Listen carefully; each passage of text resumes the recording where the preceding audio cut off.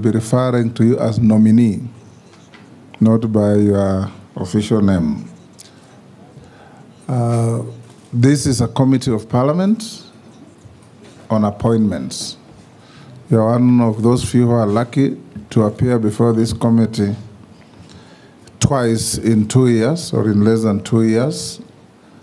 We are here to engage you and assess your suitability to serve as Cabinet Secretary for Labor and Social Protection. You'll engage members. You are known to almost everybody here, but the proceedings will be without fear or favor.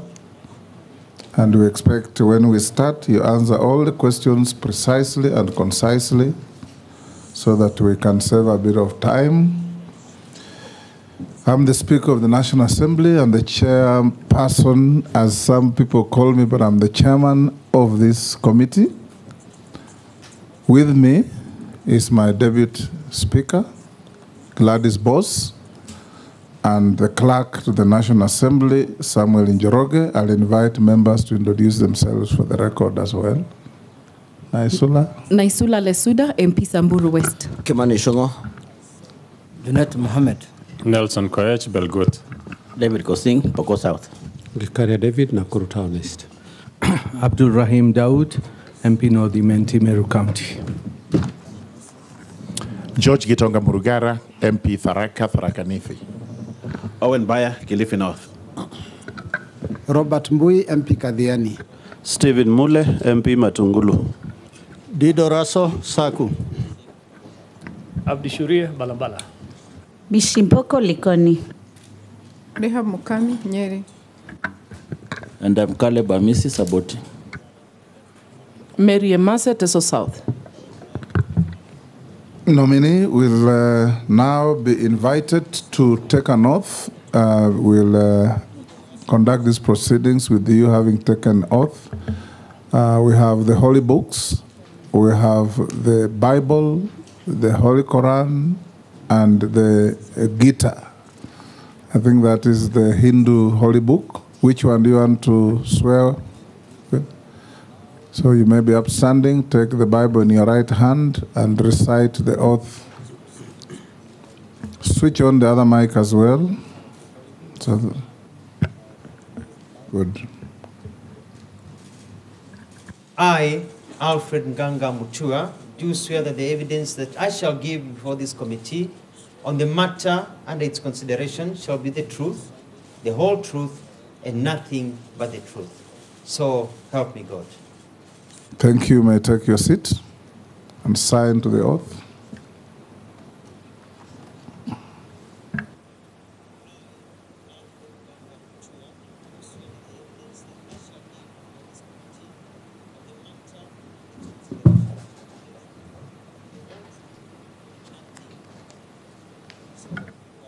We will start off with a brief introduction of yourself. Tell us your name, your educational background, your work experience, your key competences that you believe make you suitable for appointment to the position to which you have been proposed or nominated.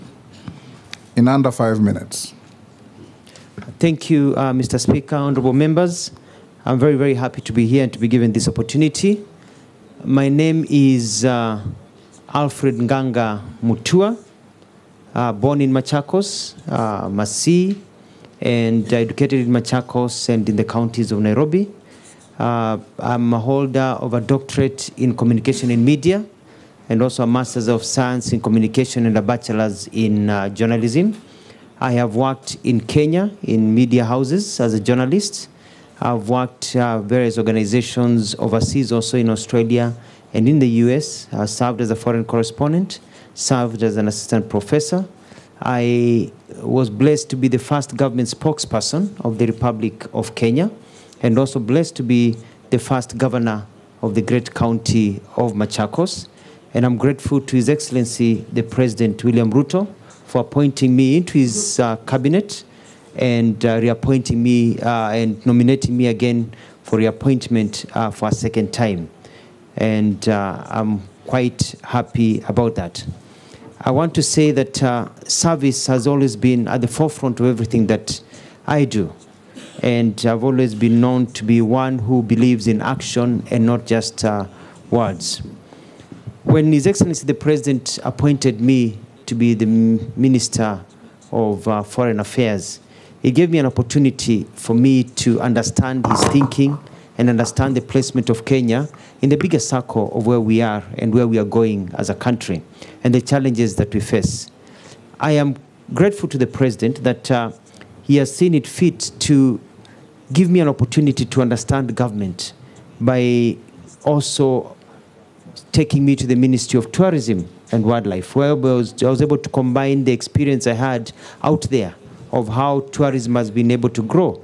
And I was able to get into the Ministry of Tourism and Wildlife and reactivate a sleeping giant, because we need to provide employment to our people, and that is one of the low-hanging fruits. As a result, the numbers of tourism, we set up structures that we expect that by the end of this year we'll be looking at about 3 million visitors arriving into this country, if not more, with a trajectory of 5 million within another year and a half. We're also able to deal with issues of human wildlife compensation that had become a big problem by actually launching a new scheme, which was launched by the President, and paying out about 1 billion shillings to people who have been waiting forever. And I've put in systems so that more people could be paid. We're able to fence by fighting corruption many places. When I got into the ministry, I found that they were fencing to keep animals away from people at a cost of about 3 million a kilometer. 3 million a kilometer. And with 300 million that I had, I looked around, I did my research, and I realized that the government was being conned. So we were able to advertise, and we brought down to a reserve price of maximum of 850 million a kilometer for the same standard of wiring. And as a result, instead of only 100 kilometers with 300 million, we are now looking at close to 400 million. And after discussions with the President, when he was launching a fencing program, we agreed that it is possible to bring the cost down to 650. So we're able to do many, many things in terms of human-wildlife conflict, build dams, and other projects that will continue, and I believe I left the ministry at a good trajectory. I am quite grateful that the President has seen it fit to nominate me for the Ministry of Labor, and I think I understand why. Because when I was traveling as a Minister of Foreign Affairs, the issues of bilateral trade labor agreements and being able to secure employment for our people overseas and also grow the economy by bringing in business processing into our country were critical. And I understand the market. And having served also as a governor of Machakos, who can move quickly and bring results, I understand why the President appointed me into this position. We had the crisis of Gen Zs lately, whereby people were on the streets, and the main issue was employment. And we have to create an enabling environment. And I believe that I'm in a position, because of my history and service, to be able to create an environment that will grow jobs across many sectors in government, and also be able to help our people realize skills that they can work either here or overseas. In a nutshell, Mr. Speaker, is to say that from the time you exit the labor ward to the time you are ready to enter the labor market, we want to set up systems to ensure that you do not fall through the cracks. As I conclude, the issue of social protection are important. We have very many people in this country that are poor, that are suffering, that are losing hope. We have many children that are in despair. We have many systems that we've been talking about for the last 60 years. And I have ideas that we will discuss as we continue of how we can change how things are done to ensure that our people do not fall through the cracks. I submit, Mr. Speaker. Thank you, nominee. I'll now invite the Deputy Speaker to be the first to ask you a question. Dr. Mutua.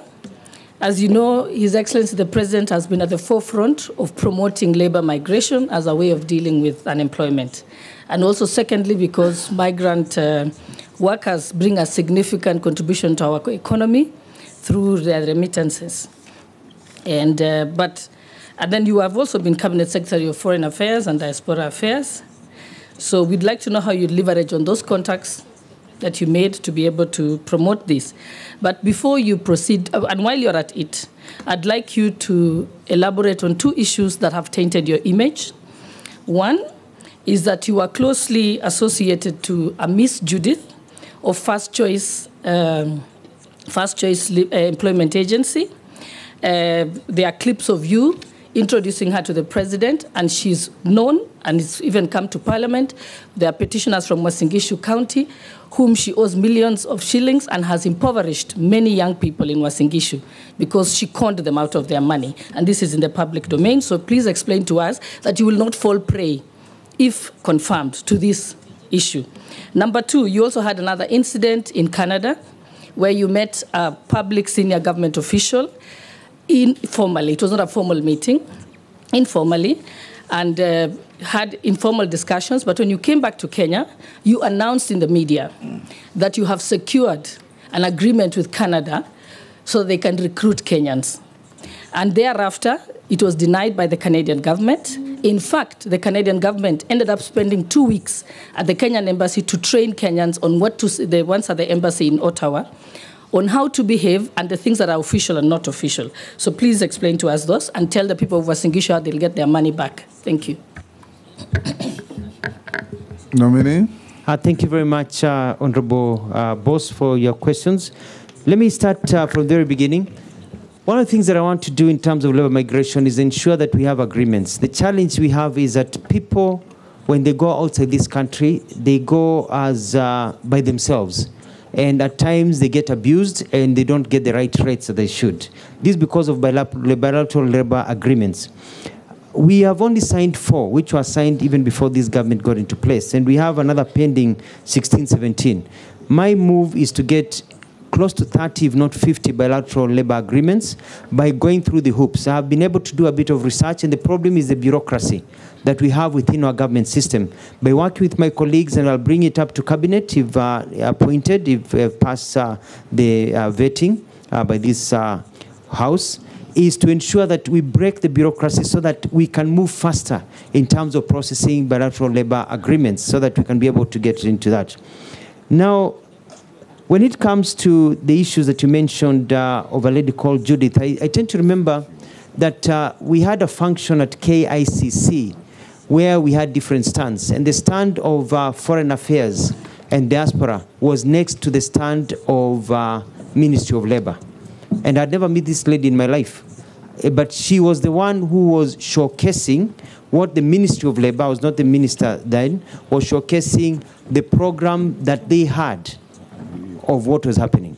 And when the president came, we were told to combine the two issues of labor because of diaspora at that time.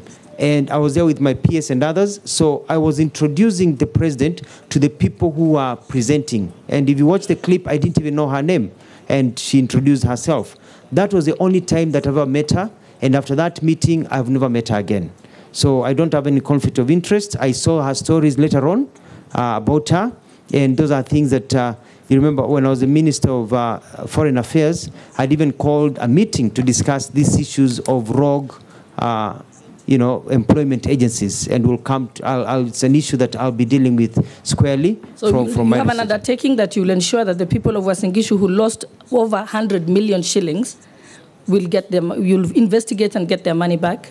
I'll give an undertaking that I will ensure that the rule of law is applied, and if anybody has to return monies according to the rule of law, we'll make sure we follow the process so that people get their rights, because it is wrong for people to lose their money through con organizations.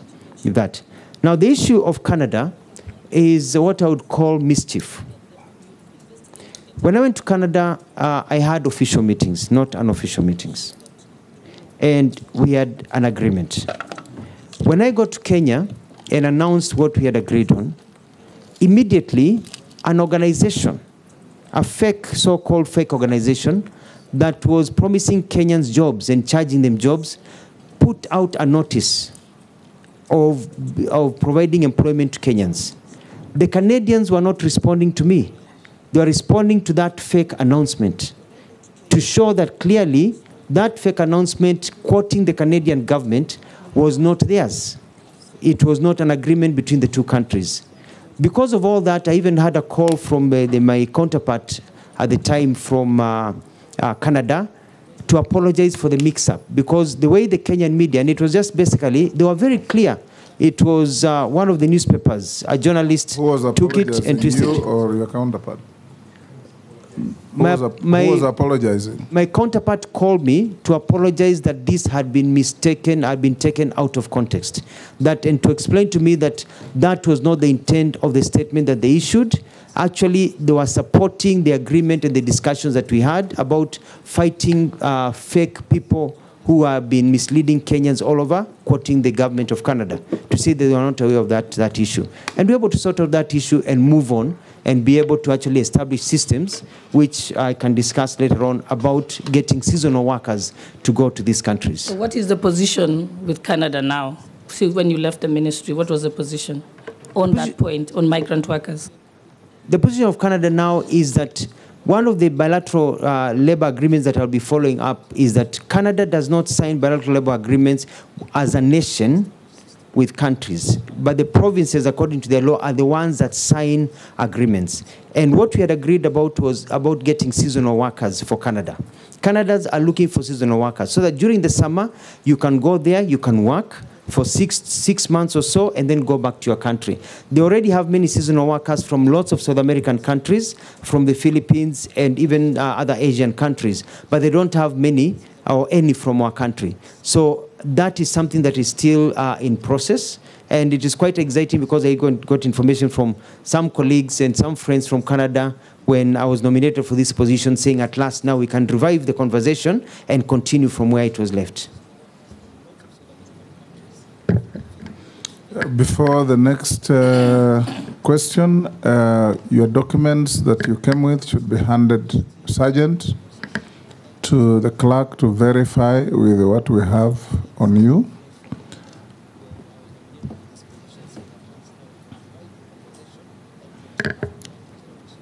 Majority Leader. Thank you, Honorable Speaker. CS, I'll just start my question from where you stopped on Canada. Because then you are foreign minister now, you've been nominated to be the Minister for Labor. And the issue that you had then was a labor issue, basically. I'd want to hear what are you going to do to now actualize not just that Canadian program, but we have since we established the National Employment Authority that has a system that is called the National Employment Authority Integrated Management System that was created to be a portal where Kenyans, young Kenyans who are looking for jobs can be able to access jobs even in the diaspora. This portal is there, but basically because of what has now been viewed as very poor communication by government, many Kenyans don't know about it. Many Kenyans don't access the jobs that are advertised there. There are some who you hear complain that the jobs that are there are low-cadre jobs in the Middle East and elsewhere, but not the kind of jobs that quite a number of our well-educated workforce is looking for. So I want to hear now, you, if approved as Minister for Labor, what are you going to do to ensure, one, that this portal has more professional and higher cadre jobs, but also Kenyans are aware and you create awareness to Kenyans on how to access jobs using this portal and other fora that you may create as Minister for Labor. And having served as government spokesperson, probably this is your opportunity now to engage with the young people, create jobs, and be able to show them how to apply for those jobs. The next, Unit. Thank you, Chair. Chair, my question to the nominee is, the less than 2 years now, you have traveled a lot in terms of changes from one ministry to another. You started from Ministry of Foreign Affairs, then you went to the Ministry of Tourism, and now you are here to be vetted for the Ministry of Labor. in a brief manner, can you share with us what you have achieved in the Ministry of Foreign and the Ministry of Environment? No, this other one, Tourism. Because it will inform us what's ahead of you. Let's take Naisula as well. Thank you, Chairman. Honorable Mutua, on 1st of March 2023, when you were the Cabinet Secretary at the Ministry of Foreign and Diaspora Affairs, you made a very important communication through a note verbal, where you informed diplomatic and consular missions, UN and other international organizations in Kenya, that it was agreed in the interest of efficiency that the missions may communicate directly with departments, different ministries in the country. And you know now, even in the Ministry of Labor, you'll be dealing still with other countries. It is important for you to share with this committee and also Kenyans what informed your decision then, because normally we know that they write directly to the Ministry of Foreign and Diaspora Affairs, but now they could write directly to other ministries and departments. And the last question that I had is that how do you plan to handle the perennial industrial unrest in most sectors? For example, health, because you, as much as it is in health, you will play a critical role as the CS of Labor, that is in case you are approved and confirmed as the CS of Labor. Nominee, you can answer those three. Thank you, Mr. Speaker. Sir, Majority Leader Honorable Shungwa, thank you very much about the National Employment Authority. And it is true, they have a website that many people do not know about. I've been in government for very long. I've never even looked at that website. And you know the old adage that if you wink at somebody in the dark, you're the only one who knows you're winking. And that is exactly what has been happening. The Kenyans who are looking for work, Mwananchi who is looking for work, has not really known about this portal and what is available. So one of the first things that I'm going to undertake is to have a good marketing campaign to ensure that Kenyans know about the opportunities that are there. Kenyans do not want handouts. Kenyans want to be given opportunities. They want to know where you can get their skills. They want to know how to apply for jobs. They want to know where the opportunities are. And because there's a mistaken idea that the jobs out there that are available are only jobs for house helps.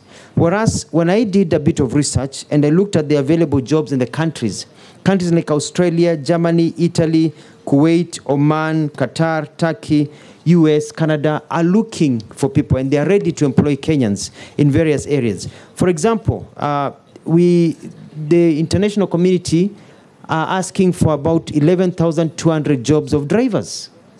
If you can drive, they're looking for drivers.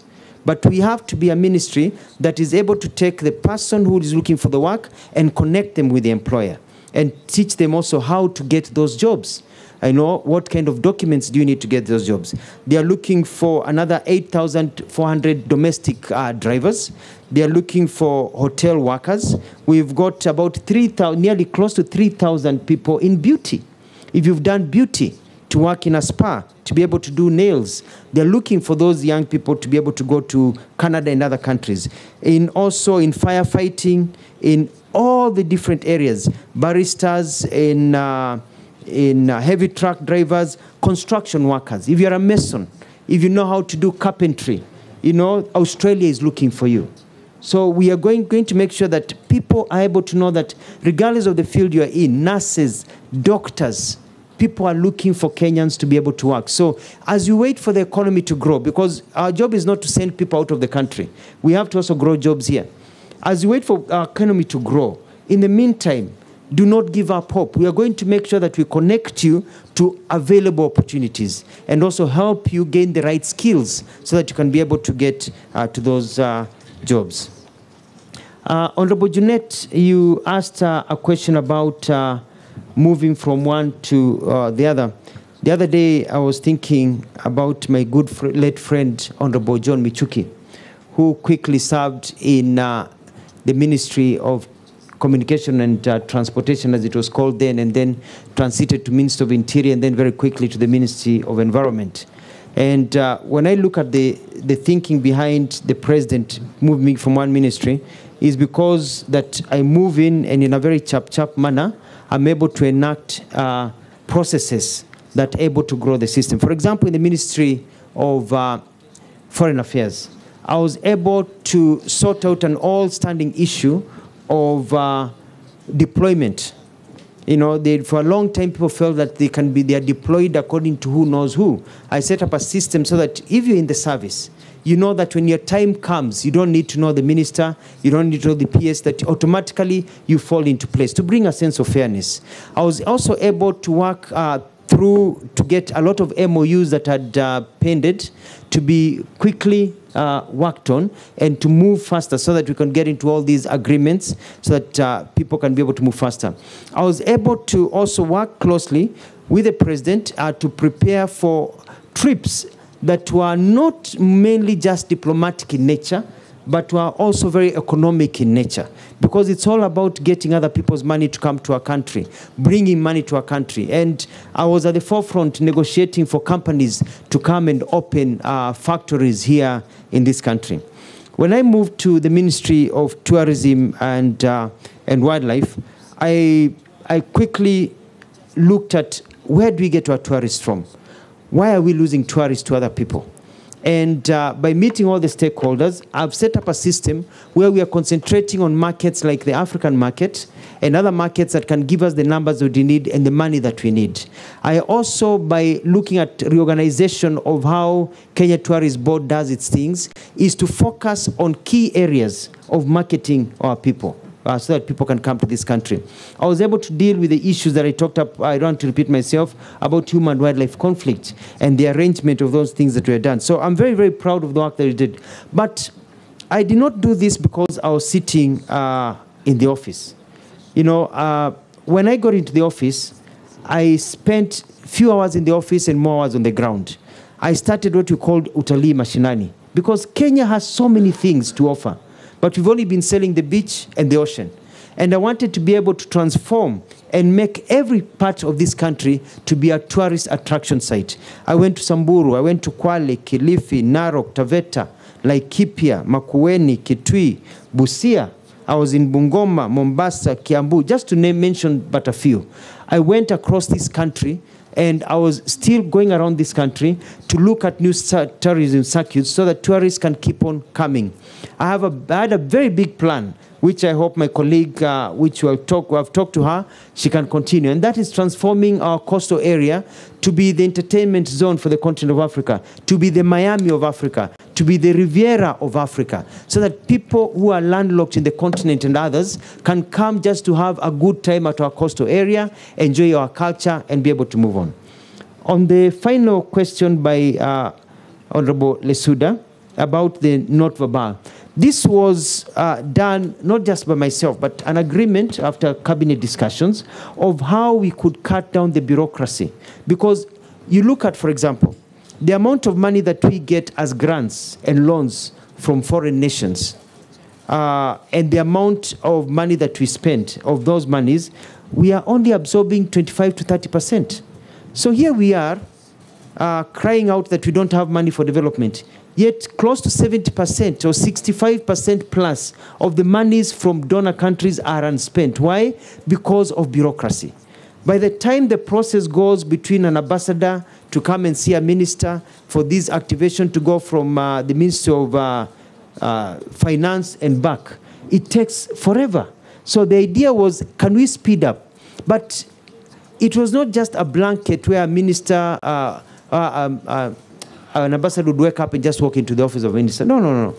You talk to the minister, but you also communicate to the Minister of Foreign Affairs. And when the minister was approached by an ambassador, they communicate to the Minister of Foreign Affairs. And during their meeting, there would be an officer sent from the Ministry of Foreign Affairs to sit in that meeting to take notes. What it was cutting was that direction of not verbal. A letter comes from my office, it goes to the, or comes from an ambassador, goes to the Ministry of Foreign Affairs, the protocol division, spends a day or 2 days there as it's being sorted, goes to the relevant team, it's sent to the ministry takes 2-3 days before the minister sees it, the minister works on it, it comes back, the dates are wrong, and then now it goes back that you need new dates. It can take 2 weeks just to book an appointment of 30 minutes. But when they talk among them, you say, no, I can't make it tomorrow, can we make it next Wednesday? 2 minutes, they have agreed on a date to meet, to make sure that things are moving forward. I submit. Chairman, there's a question is not answered on the industrial, the strikes, the health, I gave that as an example, but also on what he has said on the note of verbal, the same thing, Chairman, you've been saying about communication. When that was not communicated well, that it was to cut bureaucracy, it sent scares out there, people wondering whether just an officer at any department can now communicate directly with an embassy. So that's what has come out clearly here about communicating what you would like to do. And I totally concur with you, Honorable Lesuda. It's about communication. But there's a lot of pushback because people like the comfort of doing things the same way.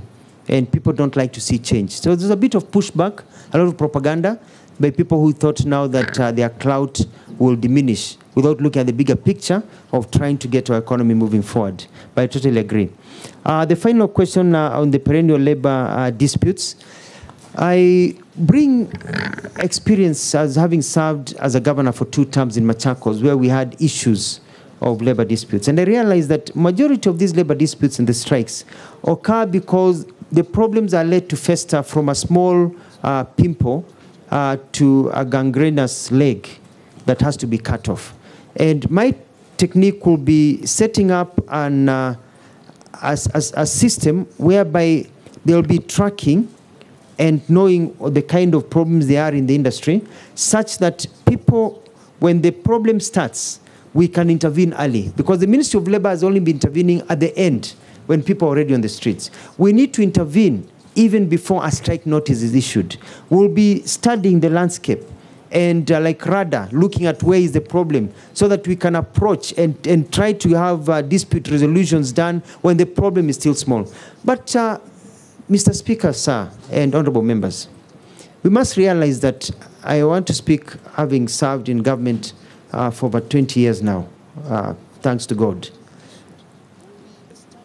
A lot of problems, for example, with the medical fraternity when they go on strike, and they went on strike when I was the governor, even nursing, is because some of the fundamental human rights issues that need to be taken care of are not taken care of. It's usually not even the issue of big salaries. It's a welfare. It's a way of operations. It's the comfort level. It's the way they are empowered. Let's take, for example, when I go to Machakos, it was quite sad that you find that doctors would be treating somebody who has medical insurance, and that person is under their care, and yet when the doctor's child or spouse or himself or herself got ill, they didn't have medical insurance.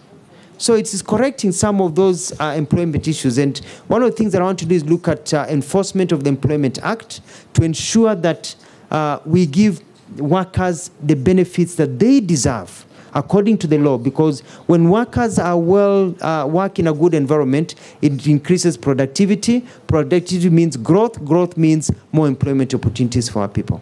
I submit. Robert Mbui, Owen Baya, and George Morugara, in that order. Thank you. One thing, Mr. Speaker, so that I don't lose it, on something that Honorable Lesuda asked on that not verbal. Yes. I just want to tell this committee that the nominee is not factual. It's totally inaccurate. Challenge him. Number one is that not verbal was the most unfortunate decision that has ever been made in the Ministry of Foreign Affairs. To delegate their core mandate was wrong. And that thing was reversed immediately. The Prime Cabinet Secretary came into office. It was wrong.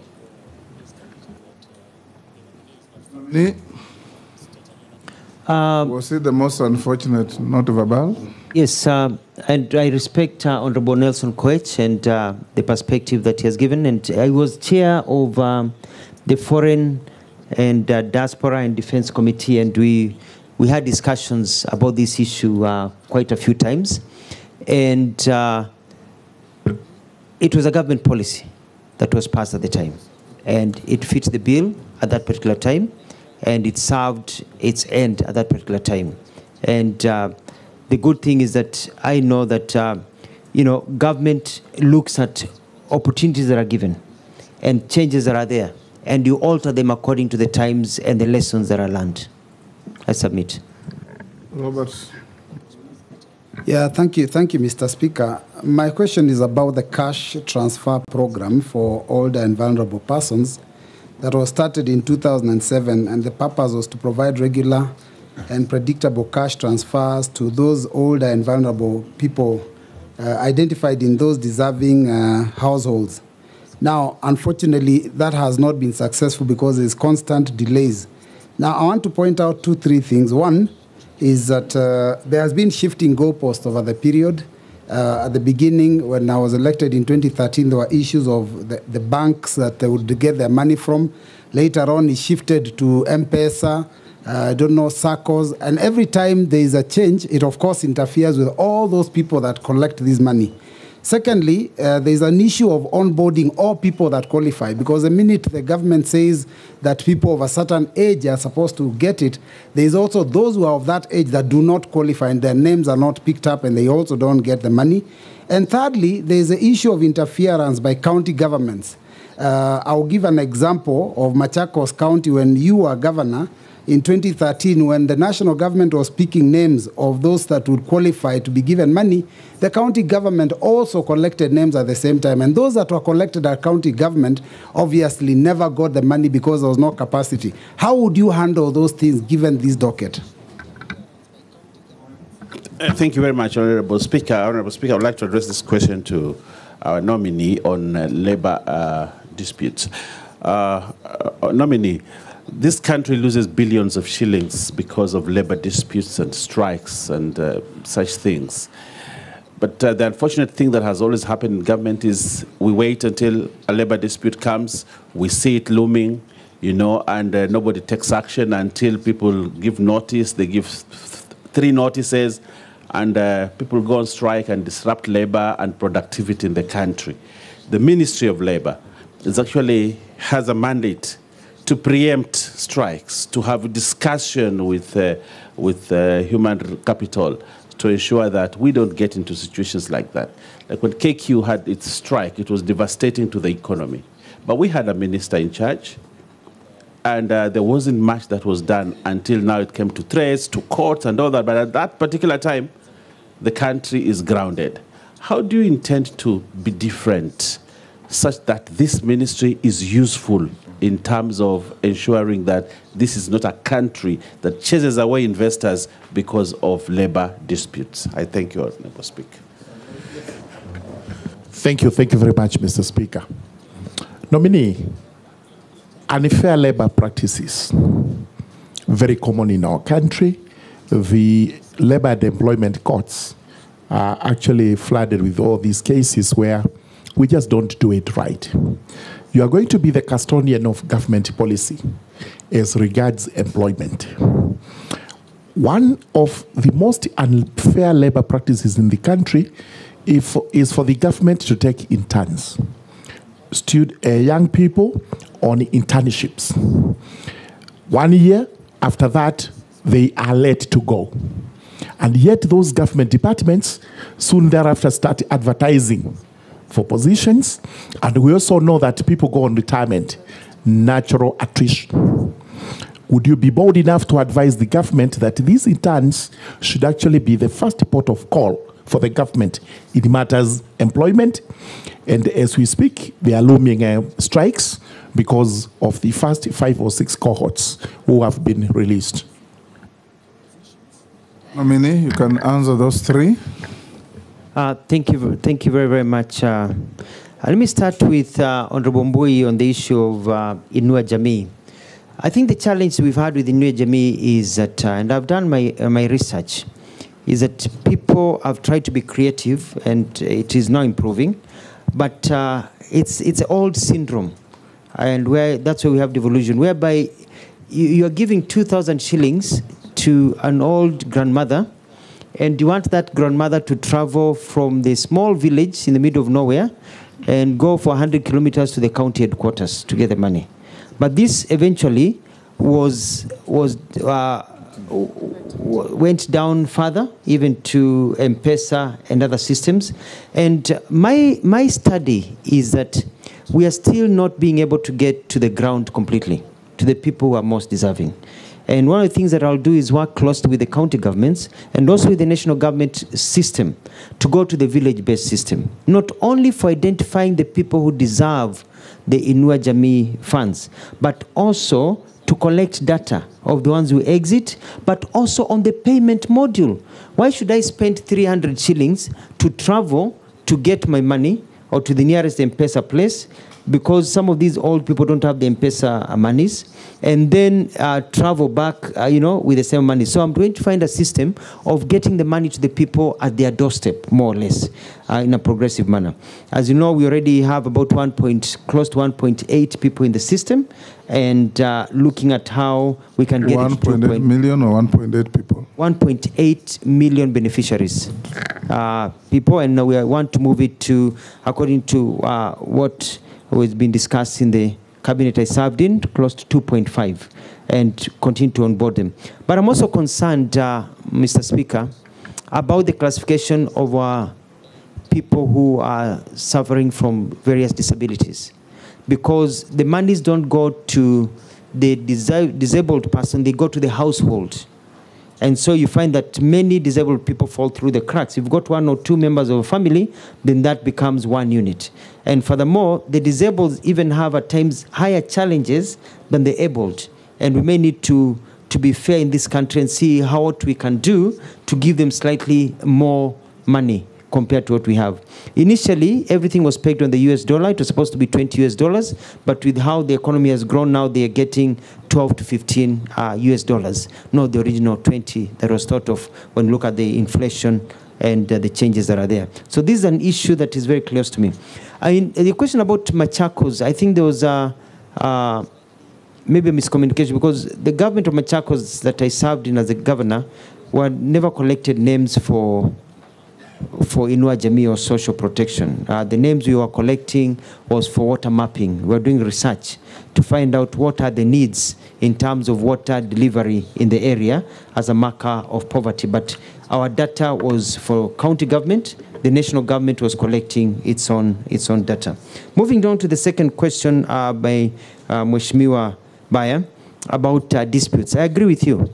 And I'm going to set up, if vetted and this committee proposes my name for appointment, an early warning system. And I'm going to look at all the sectors and have people who are confidently can come. I keep an open door policy for those members of parliament that have even come to my office to see me. I keep an open door policy for the different sectors to talk to me. Let me know what is going on, and let our systems know so that we can get and arrest them, as you said, early. Take care of this wound before it becomes problematic and before the disruptions that are there. And also when the disruptions are there, I'm very good at bringing people together and being able to bring harmony, which is one of my biggest successes that I did when I got into the Ministry of Tourism and Wildlife. I found a lot of people warring and fighting each other, and was able to bring peace and calm within a very short time. I remember having discussions with Honorable Ishungwa about it, and I was able to bring peace and sanity, and I believe I can be able to do the same because of the experience that I had in Machakos. Lastly, Honorable Burungara, thank you very much. I'm quite concerned. I looked at, when I went to school in the US, I used to get summer jobs working in a factory, and it was all those factories whereby you're collecting wood as it comes down the drive. And there were strict occupational health hazard conditions. You had to have the helmet, the gloves, and then after every 2 hours, you took a break.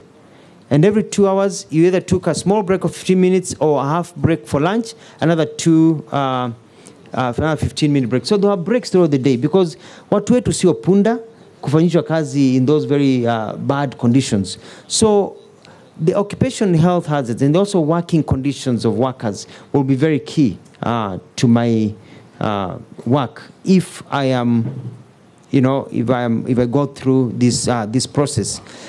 And part of it is also the internship program, because it doesn't make sense that a young person goes to a bank, they work very well, and they serve in that internship, they are taught, and then when employment jobs come, they are let out.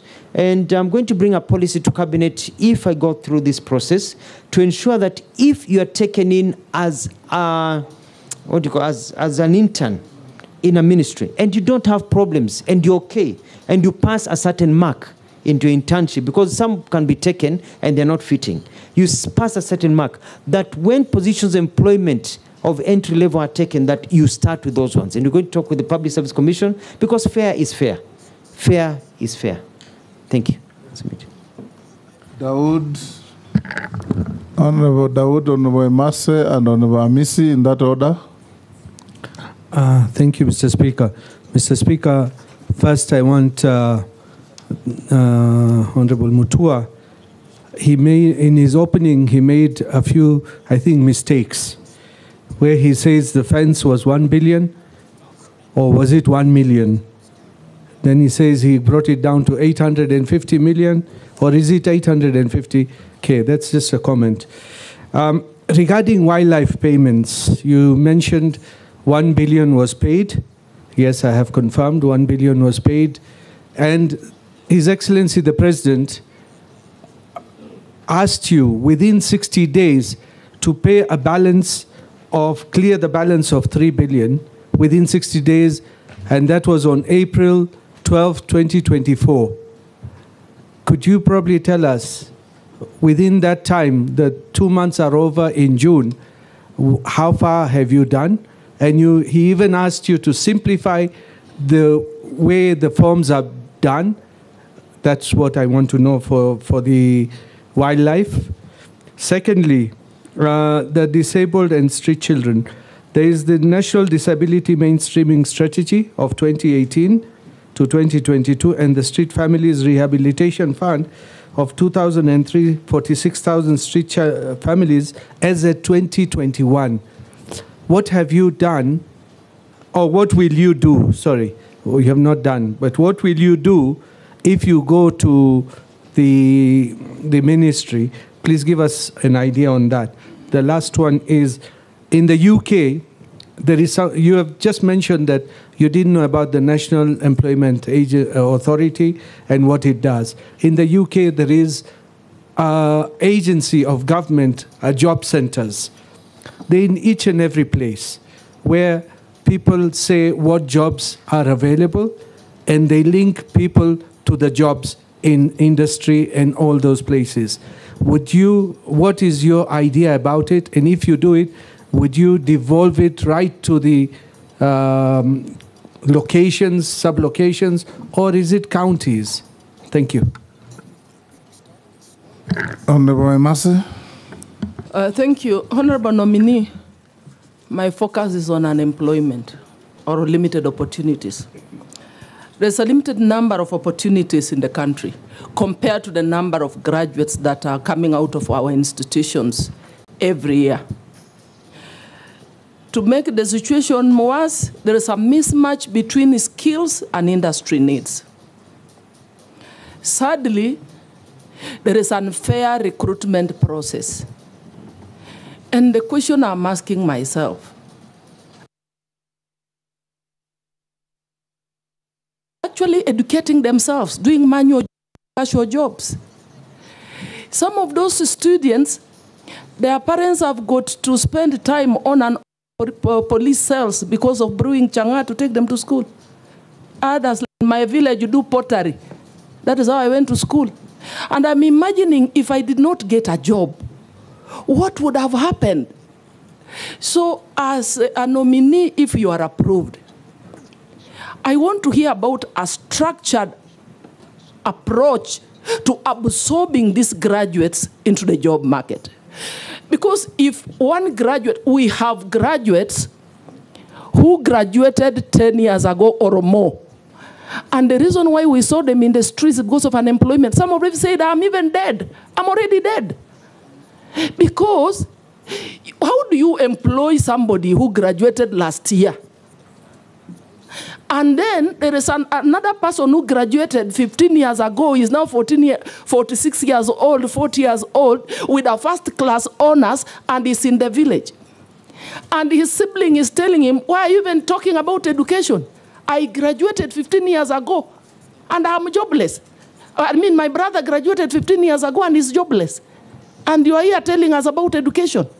So we really need, my friend, you need, this I think requires a multi-sectoral approach. Sit with your counterpart in public service.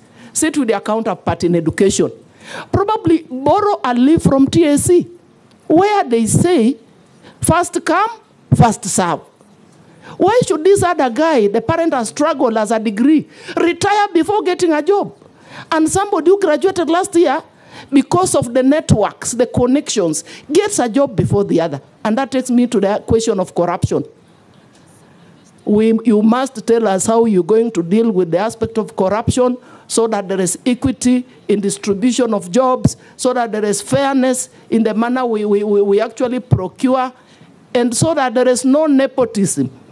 That now, because it is Mutua in this Ministry of Labor, it is only people from your region who will have to go to take these jobs in the US or in Germany. I think that is my concern. Once we address that as a country, then I can assure you we will not have young people in the streets. Thank you. Caleb. Thank you, Mr. Speaker. Mr. Speaker, I have 3 questions, but I'll ask one. If I get an opportunity later, I'll ask the other 2. I'll allow you to. Okay. Now, Mr. Speaker, I think I have vetted the nominee before, and of course, as a member of the Committee of Defense and Foreign Relations, we have interacted a lot. And I'm not going to vet you based on what you're going to do. I'm now going to look at your history. You've said that you've worked in government for 20 years. And I want to give you some of the excerpts from what you've said in public while serving in those offices. When you were the spokesperson of Kibaki regime, there are press conference and pronouncement you made on Oscar Foundation. 2 hours later, the officials were killed, assassinated. It gave the regime a bad name. Whether it was true or not, the pronouncement gave the regime a bad name. In the same regime, you also pronounced yourself to the visiting senator, Senator Obama, as a very small man that we should not bother about.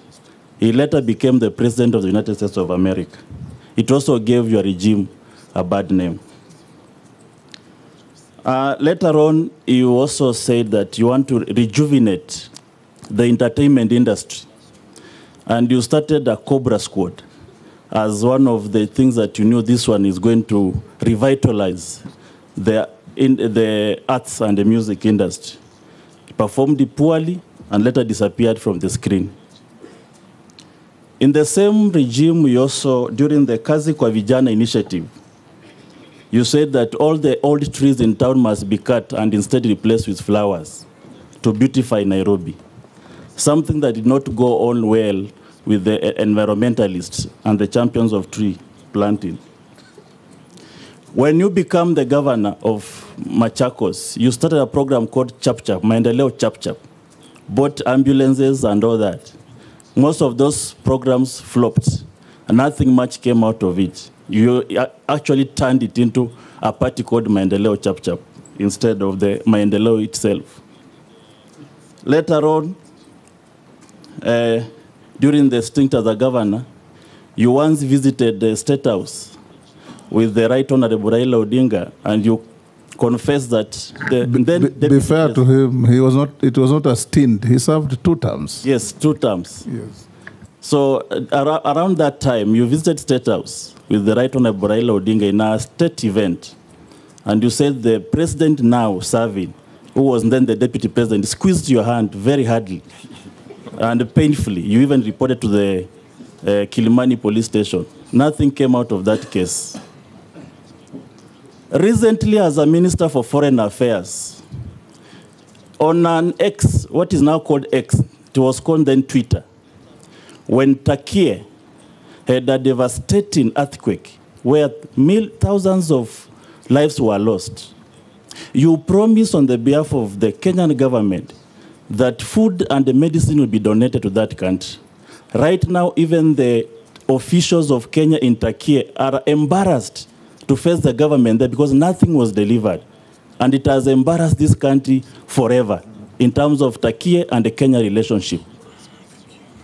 And lastly, where you just came from, as a Minister for Tourism, you said that all tourists arriving here must plant trees, and they'll even have a fee on it to buy the local seedlings. Something that we don't know whether it was passed by the cabinet, where it was a road declaration. This one puts a lot of skeleton in your closet. What do you say about it?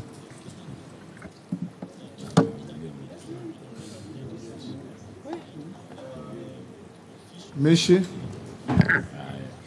Yeah, thank you, Honorable Chairman. Let you hold. I think that's quite a mouthful. Let's have those two. We have had, it's three. Yes. Dawood, Mary, and Mrs. Churchit. Thank you, Mr. Speaker. So let me start with Honorable Dawood. Just to clarify on the figures, is that there were Ministry of Tourism and Wildlife, especially the Department of Wildlife, through KWS, were advertising for tenders that are being given at an approximately 3 million shillings a kilometer, which means when you have 300 million as an allocation, you only have 100 kilometers. And by bringing it down to 850, instead of 100 kilometers, we're able to get 352 kilometers of fencing. And that saves money for 90. About the jobs, and I'm glad because you were there during that meeting when the president talked about compensation to people. We started the process, and one of the challenges that we face in this country is bureaucracy. The president gives directives, and then they are caught in the annals of bureaucracy, treasury, through the systems going on. The process had started, and I hope it will continue. We did not meet the target because of the normal bureaucracies of getting money from here to go here, even though the money is there, but it is something that will be carried out. I like the fact that you discussed the various disability and the challenges that are there, and especially in ensuring that people are given the rights they deserve. Mr. Speaker, we give you an example. I'll never forget this. During the campaign period, I accompanied His Excellency the President, then he was the Deputy President and a candidate, on an economic forum that was held at Racecourse with members of people living with disabilities. And one lady spoke about the challenges she faces as an employee because her child has autism. And the problem she faces because she can't even take time off for some of the things that need to be done to take care of that child. And the lack of support systems and the challenges that our people living with disabilities go through. And it was quite sad because I remember when the president stood to speak, for about 2 minutes he could not speak. His voice was choking. And he promised that people will not, in this country, go through the challenges they go through just because your child is disabled or you're facing a form of disability. And my mandate, if approved and appointed and sworn in, is to ensure that that promise that the president gave, that I vividly remember, is enacted. And I think we will have done our job making sure that people live well. When I was the government of Machakos, I was, I think, the only governor who enacted the Disability Act by declaring that no building constructed in Machakos or operating in Machakos could operate without, places where would be comfortable for the disabled, for example, with ramps and others. And we shut down buildings We shut down supermarkets until they build those ramps. I want to even take it further. I'll even have my own rules, like the Michuki rules, showing people occupational health hazards, disability, things that needs to be done. When somebody is hard of seeing and they go into a building with lifts, including Parliament, why do they need somebody to come and help them identify which number? If you go to London, you go to Australia, even go to South Africa, the numbers on the keypads of pushing the buttons for a lift have Braille. And so we need to standardize some of these issues so that the disabled can also live a good life. I want to reply to Madam Emasi, and I totally agree with her. You know, he's not answered one question. And, you know, he talked about the wildlife compensation bureaucracy. I want to put it to him, he's part of that bureaucracy, which he has not told us how much did he manage within the 60 days His Excellency gave him. And he's not talked about the job centers as well. I mean, how many did you pay in the time you are in tourism? In tourism, we processed and we have paid close to 1 billion shillings. The pending human wildlife compensation that is there from from the 2015-2020, we're looking at about 7 billion shillings that need to be paid. And you know, you pay according to the exchequer that you receive and the clearances that are given through the exchequer. Paid 1 million? We paid 1 billion. 1 billion? 1 billion shillings, and the paying is still ongoing and the process are going. And I've been able to streamline, and what we've done is that we've put together a scheme service, and we've got a scheme administrator, so it's not just the government officials sitting down with paperwork, who now when there's a human wildlife conflict, we've even bought motorcycles for people to be able to visit the homes, take the documents digitally, and those are captured digitally, so that there is no paperwork that has to go to the chief and all the process that takes 6 months, so that the payment schedule is there waiting for the payment, and that's where we are. About the job linkages, is that, as I answered earlier on, Mheshimiwa Ishungwa, is to connect the people through proper communication and teaching people on how to do it. But also, let me take this opportunity to talk about that we are not just about sending jobs people to go overseas. We want to bring jobs here. And outsourcing of jobs is an opportunity. Today, in the world, when you talk about labor migration, Philippines is leading. But from my research, Philippines is no longer sending people overseas, but more people are getting jobs in Philippines, within Philippines grounds, by BPOs, you know.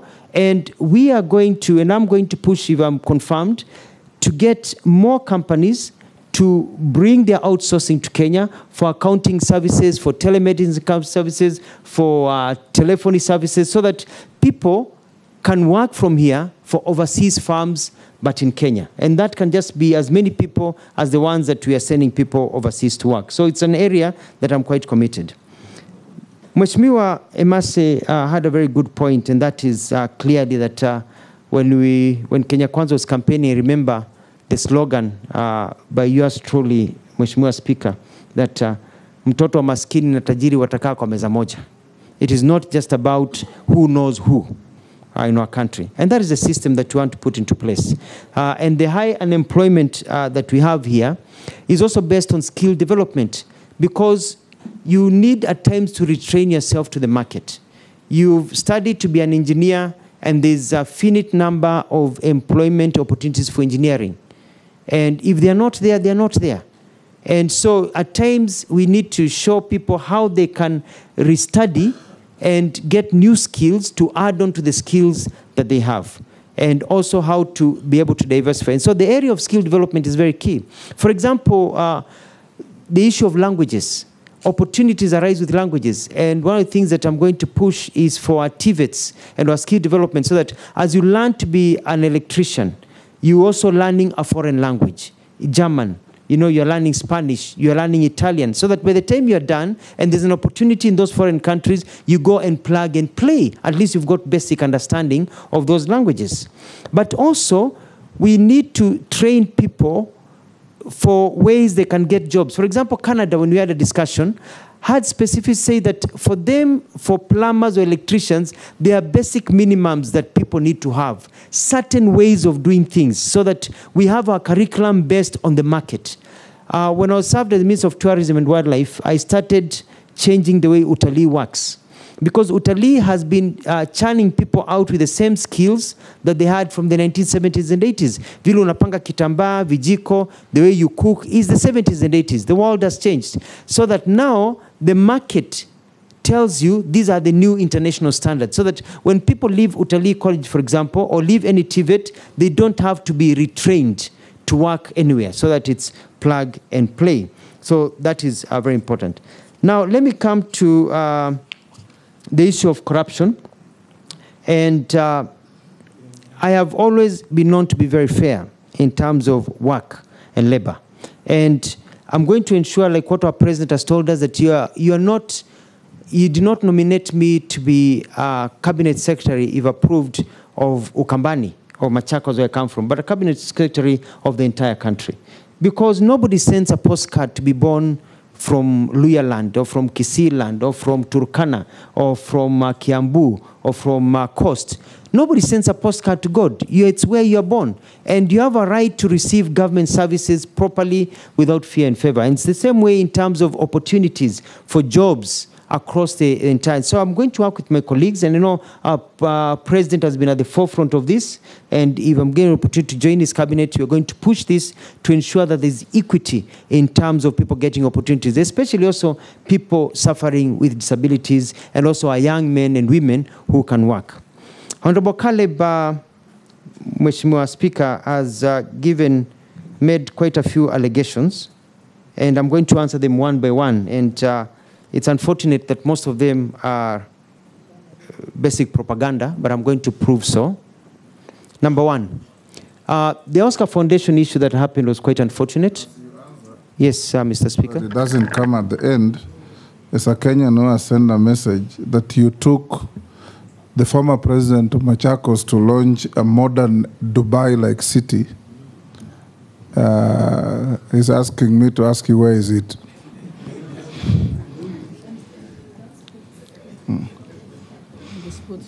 Thank you.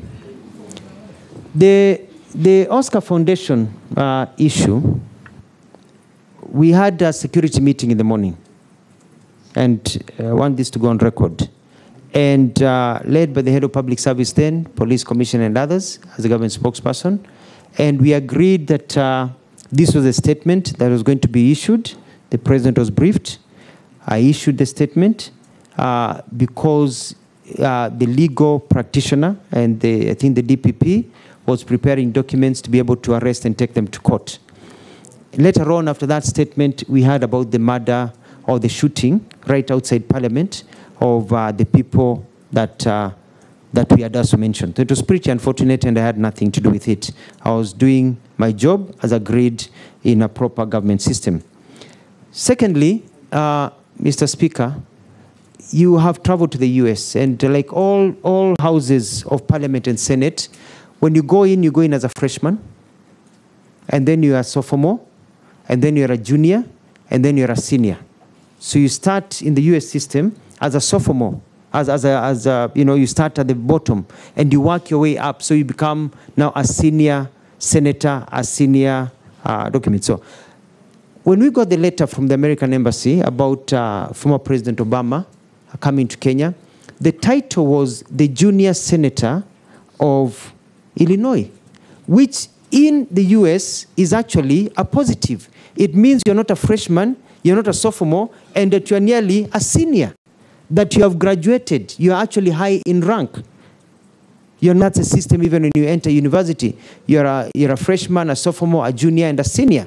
And so when we issued a statement referring to the letter of the Americans talking about the junior senator of Illinois who visited, you look at my statement, that is how we were mentioning his title. And that is the title he had. It was nothing to do with demeaning Obama, who we believed in. It had nothing to do with the comments it said. It was basically his title. You're a majority leader, you're a speaker, you're a minority leader. That's how it's a title that he had at that particular time.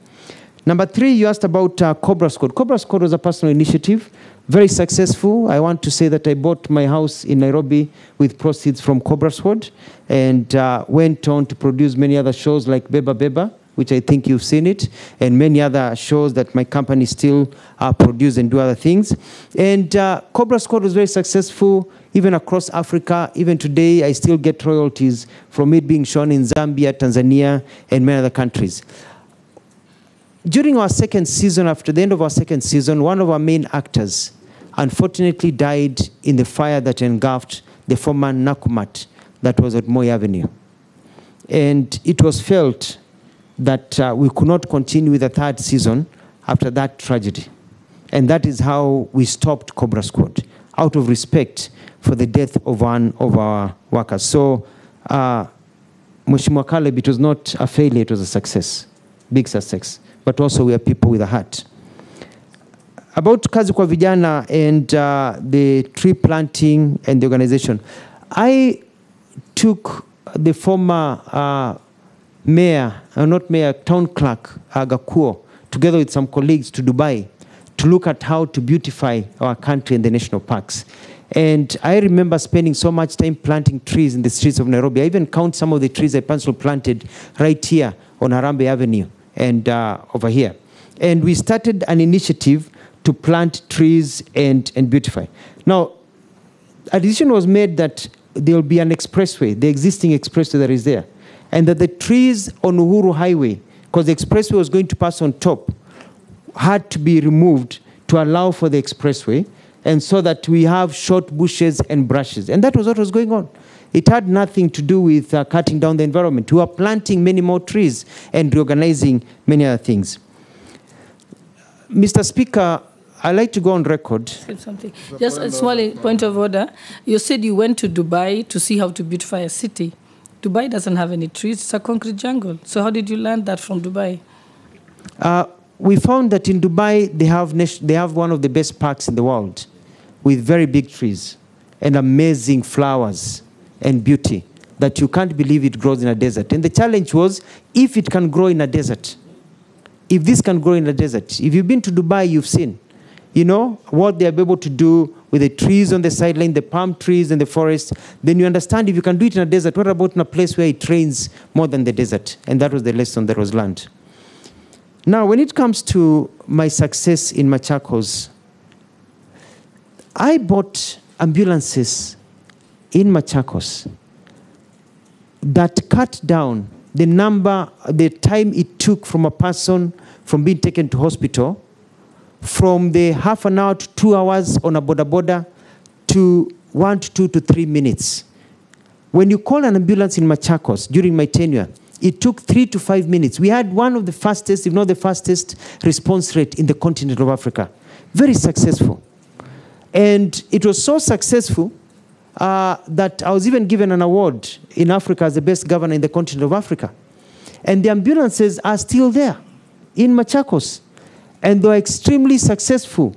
And the health system that I set up in Machakos, including building the first cancer ward, the cancer center, which treated people free of charge when you have cancer, to show that you don't have to have money to continue, has been quite successful. My track record in Machakos is known all over this country. And all you need to do is just visit Machakos when I was governor. And you could see the things that we did, the roads that we built, the markets that we established, the stadiums that we put together, and you'll be able to see the track record. There are naysayers, people in the opposite. Yes, Nelson. I don't know what's happening with Honorable Mbui and Honorable Mule. Is it something they know? Because they are laughing sheepishly. Why are you giggling? Or politics of Ukabani. Mr. Speaker, I didn't want to make any comment, but I was member of Parliament of Kadhiani, which is in Machakos, when the Honorable Mutua was governor. And I mean, this is sounding like a movie. Mr. Speaker, you know, Go on. When I worked go on from where you left. Yes, when I worked in Machakos, I did amazing things like build the People's Park, the ambulances, and there was a big opposition. And because I was talking and doing things that they only see in movies, They even started calling me Mutua Cinema because they only see it in movies.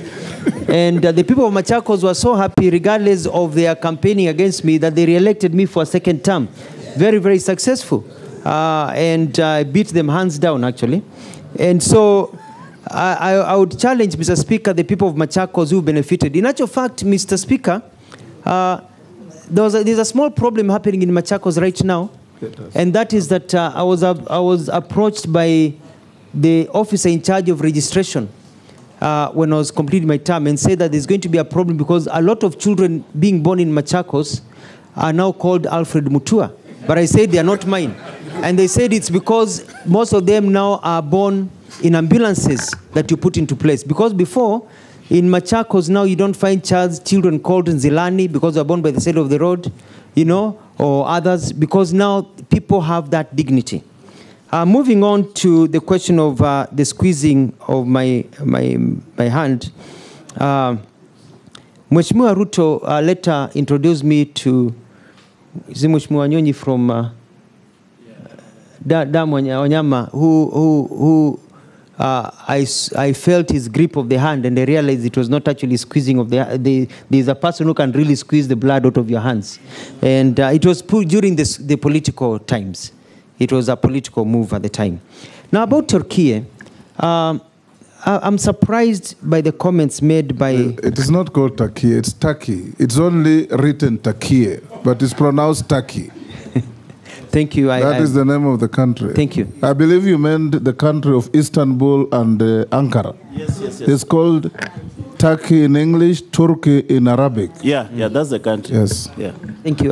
Thank you, Mr. Speaker. I stand guided. Yeah. It is only that lately they have been trying to push for that. And if you hand Kiswahili, it's called Uturuki. Uturuki. Yes.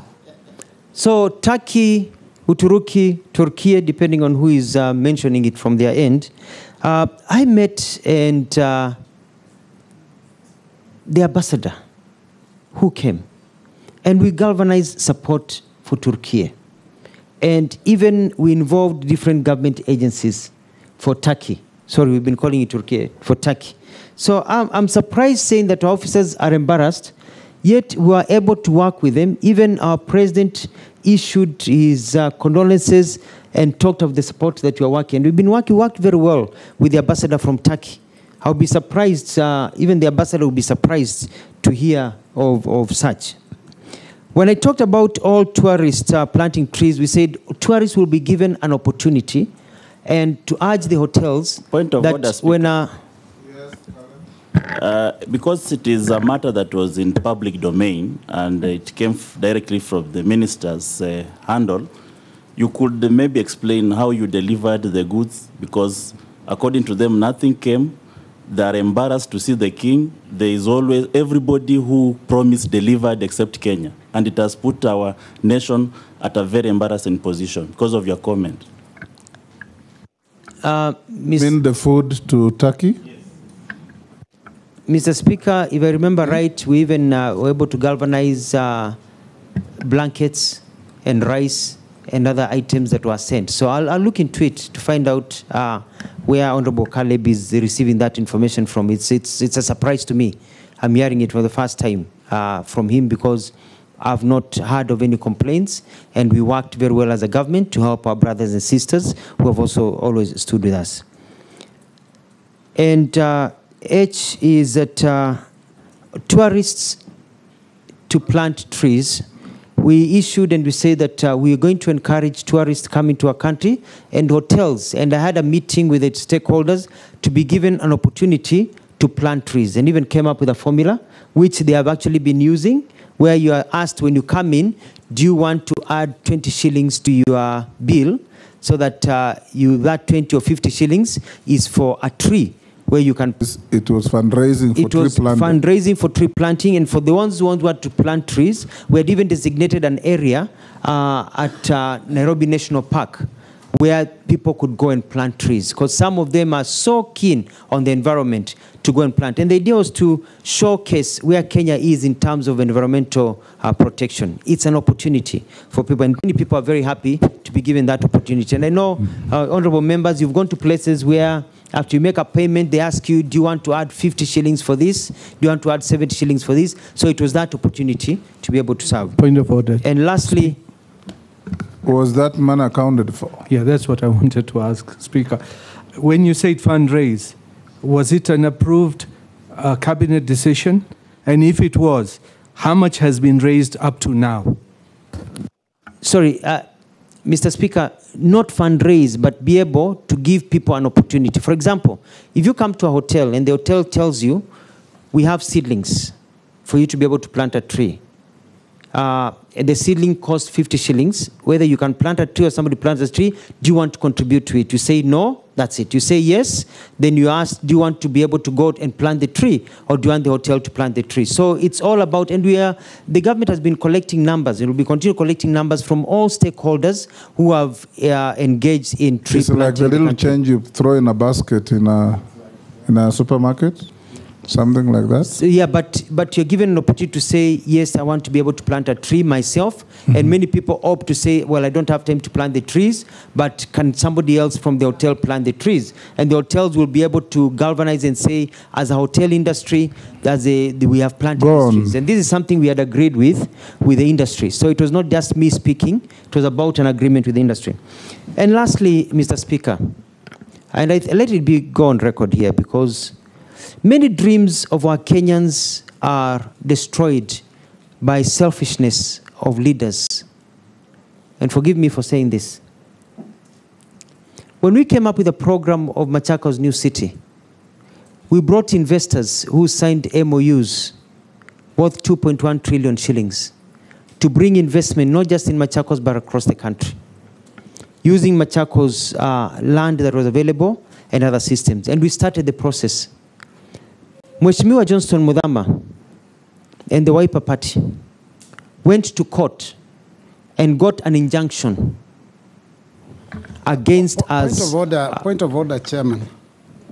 Point of order, Chairman. Because he's just named my party. Let him finish. He just mentioned my party. I'll give you an opportunity. Oh. Let him finish what...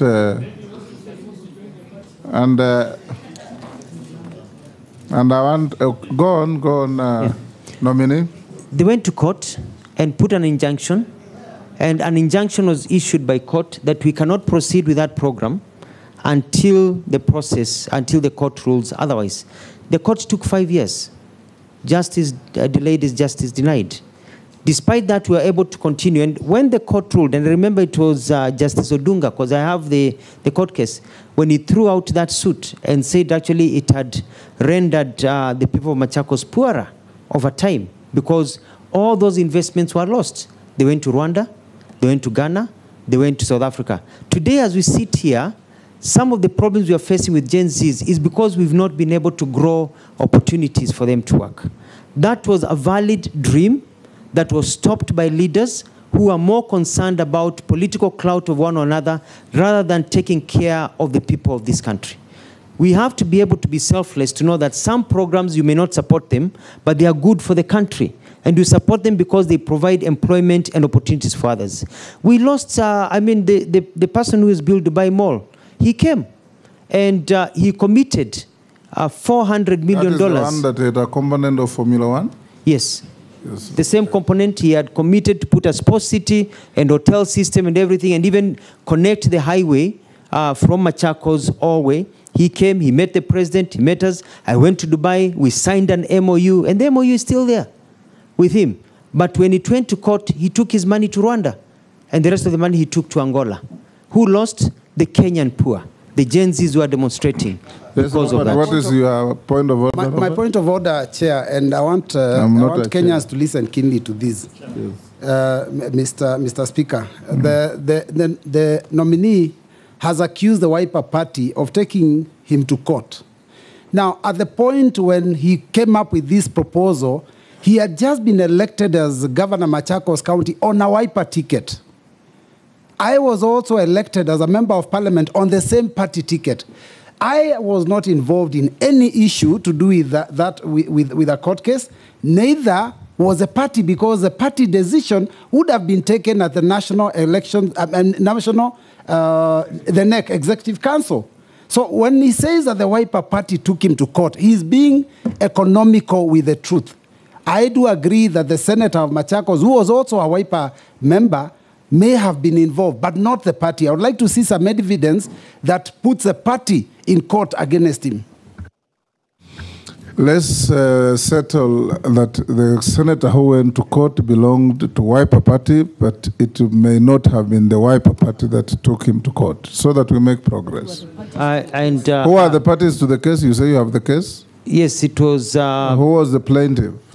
It was Senator Mudhama. Yes. And to Senator Mudhama, and when he went to court, he said he represented the views of his party and the party machinery. So I withdraw, and so we leave it as Senator Mudhama. And but you see, Mr. Speaker, sir, yes. This was done because, from my perspective, I may be wrong. It was felt that if Mutua is able to achieve this greatness, then it will deny others clout. And I'm saying I may be wrong. I'm just saying that I felt that the reason that was stopped is because it was felt that I needed to be put in my place so that I do not overtake other leaders in terms of supremacy. So I just feel that it shouldn't have come to that. Point of order. Yes, Deputy Speaker.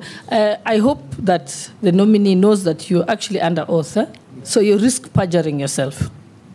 You do realize that. Dawood, free legal advice.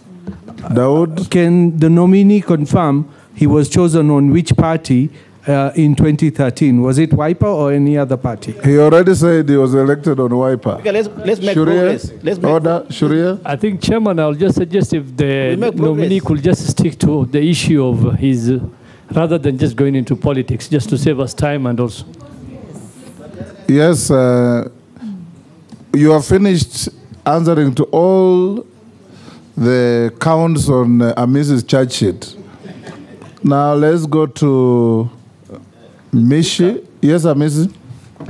He has answered everything, including the one that was sent in by a member of the public. It's not a court case. Yes. The reason why I've pushed all those is because of your history. And you know, there is developmental stage. You can't just go to a country, copy something, and replicate here, and you think everything will work.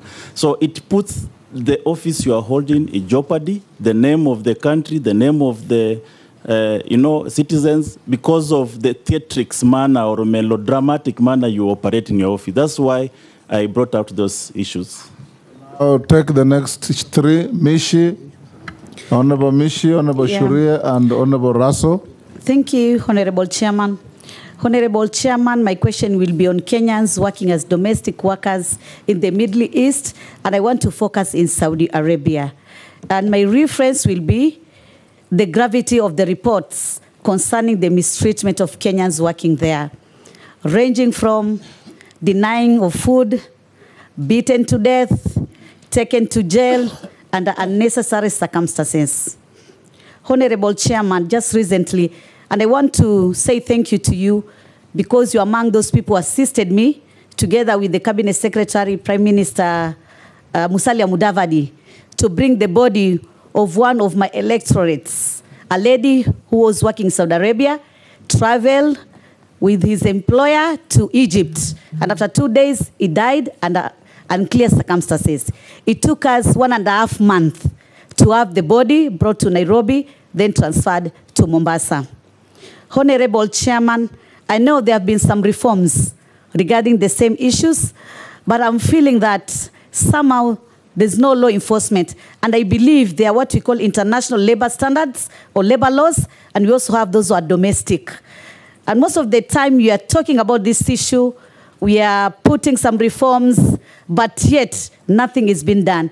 In the reports of that case which I've just mentioned, it has written that the death of this lady is under investigation. And this is not the first time. I had another previous case some months back. It had the same report that it is under investigation. But after that, there is no feedback, there is nothing, and it's just like that, and no justice is achieved on that. So my question is, do we have some protocol where should be followed in case of such unfortunate happenings that the family maybe need to follow so that to ensure that they get the body at good time. For us as Muslim, you can imagine she was a Muslim and she had to stay in mortuary for almost 1.5 months for her to come back to Kenya. So I'm like, this is an area where we have to put some policies or rather some measures. And I know we have some impediment because some of the countries, maybe they are not subscribing to the United Nations and especially on universal human rights law. And that is why it became very difficult. We have been putting so many resolutions at the international level regarding this issue of human rights violation. But still these cases keep on happening each and every time. And yet we don't know. This family, they're just there, they get the body, nothing is being told to them, and sometimes even they don't get the belongings of that person. They just receive the body, and that is all. Some of them, they're denying their passport. The passports are confiscated.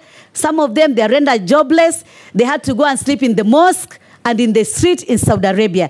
So I think this is a matter which you really need to deal with. My second question... He can only do so if he's confirmed. Yeah, if you are confirmed, that is. And my second question is a plan to address the challenges faced by online job seekers in Kenya, utilizing the Ajira platform which the government of Kenya Kwanza has initiated. But I know it has been marred by so many challenges from digital infrastructure, especially in the rural area, lack of digital literacy, fraudulent job seekers, job offers, whereby our youth have lost millions and nothing is being done on that. What kind of intervention will you implement to tackle these challenges and ensure equitable access to online employment opportunity to all our Kenyans and more so protect them from these fraudulent offers? Thank you. On a light note, because now maybe you're going to be confirmed as Waziri for labor and social protection. Kenyans are thinking that you should minimize this drama, especially on your marital status, because somehow they can jeopardize your character or put you in a very negative situation. Because now we want to see that even our cabinet secretaries... Point of order. About opulence. Order, Mishi. Yes. I think there is no requirement for one to be married to be considered for public office in this country. I'm saying that drama, there'll be some drama. You have talked about opulence. You talked about opulence on Murchumba, Murkomen. You talked about opulence on Honorable Jogo. This committee will not open anybody's bedroom. Shuria,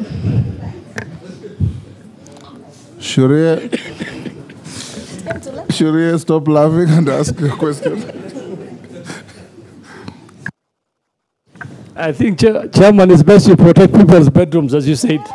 We don't want those matters coming out here in the public. I think... The nominee, you will not comment on that. Thank you, Honorable Speaker. I think Caleb came up with a very long list, and I just want to maybe in future he might get another opportunity. Mheshimiwa, if approved, what key results or deliverables can Kenyans expect from you in the short, medium, and long term? I thank you, Honorable Speaker.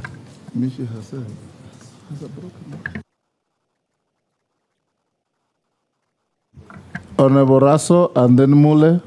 Thank you very much, Honorable Speaker.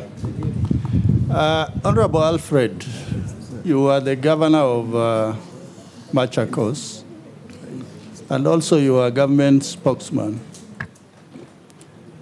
During those two stints, we were able to follow you. You were able to publicize what you are doing, the government agenda, when you are the spokesman. But once you were vetted by this committee and you appointed a cabinet secretary, you just slowly faded away. Is it that maybe it is comfort zone to be a cabinet secretary? Or the dockets that you occupy were not really engaging? Because Article 152 clearly says what is cabinet. The president, the deputy president, the attorney general, and 14 to 21 cabinet secretaries. Those are the people who run government. And because of your background, we expected you to really support the government you are serving, particularly in advising them on the area of communication, because your PhD is on communication. So maybe you will comment on that. Honorable Speaker, I need to ask something on labor.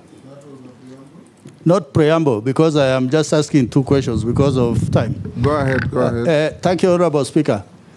Honorable Alfred, my second question, we had 2 generals in the army, the late General Mlinge, General Mahmoud. During the army recruitment, recruiting officers will go to an area and they will say, look out for this tribe, because they were looking out for the minorities, that minorities should not be excluded from the army. When we come to the ministry, if the House approves you, the ministry you are likely to go to, labor. Do we have systems in place to monitor, to evaluate, to look for minorities?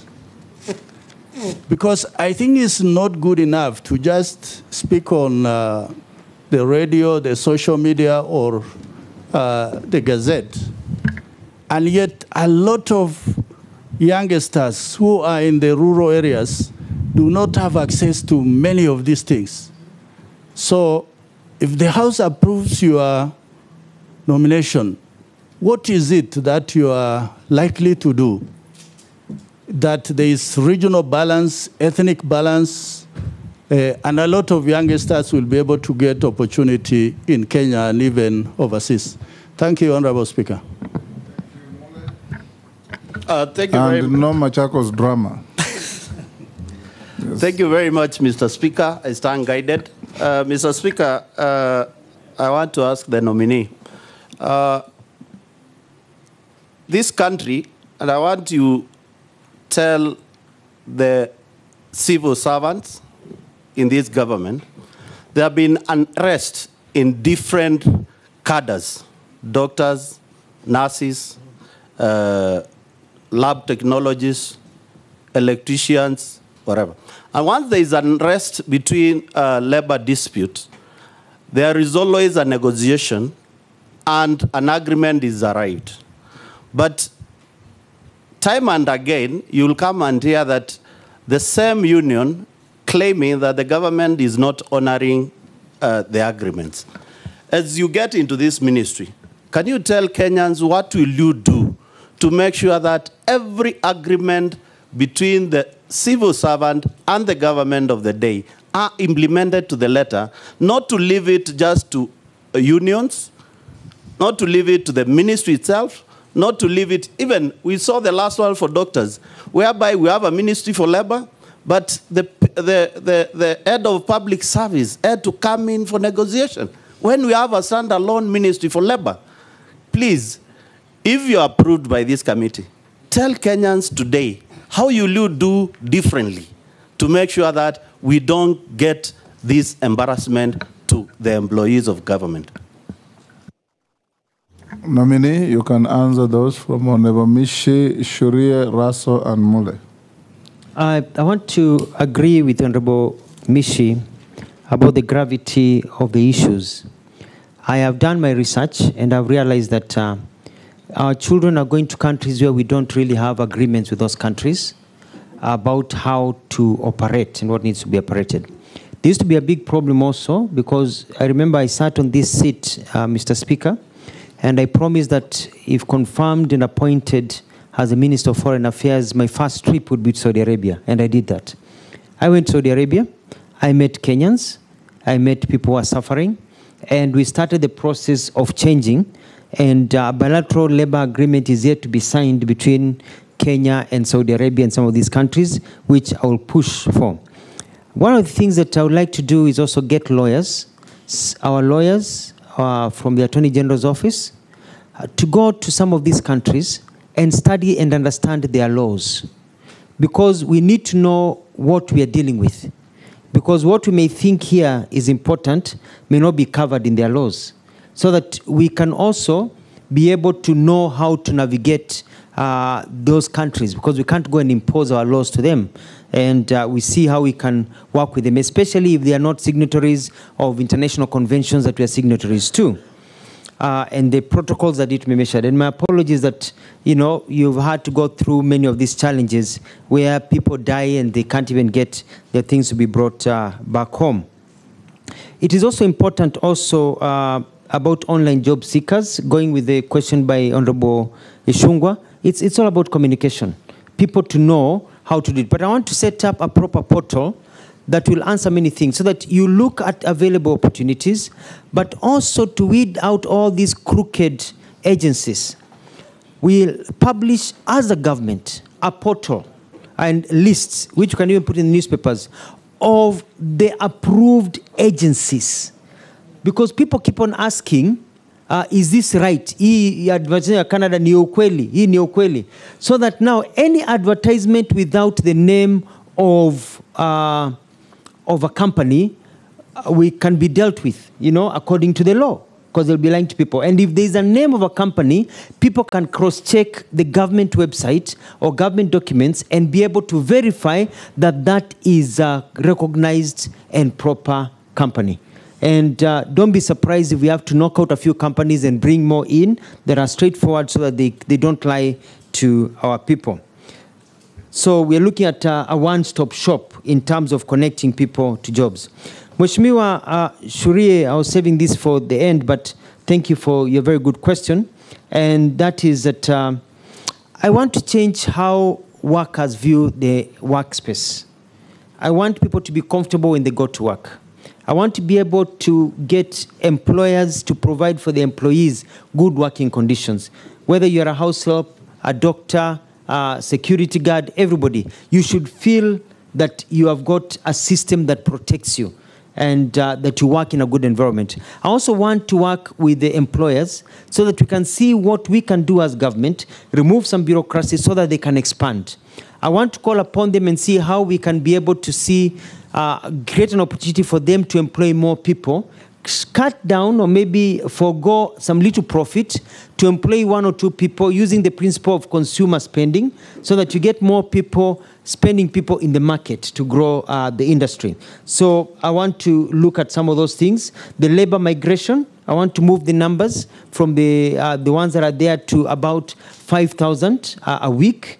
If we can get there to 10,000 a week eventually, people going overseas. But to do this, I want to work closely with all of you. I want to work closely with all members of parliament. I want it to be constituency-led, so that we can have quotas, and we know that this constituency where you come from, where all members of parliament come from, can provide people who we can now send overseas, so that you as leaders can take the lead in identifying and maybe helping people on the ground to be able to be recruited to go overseas and get jobs.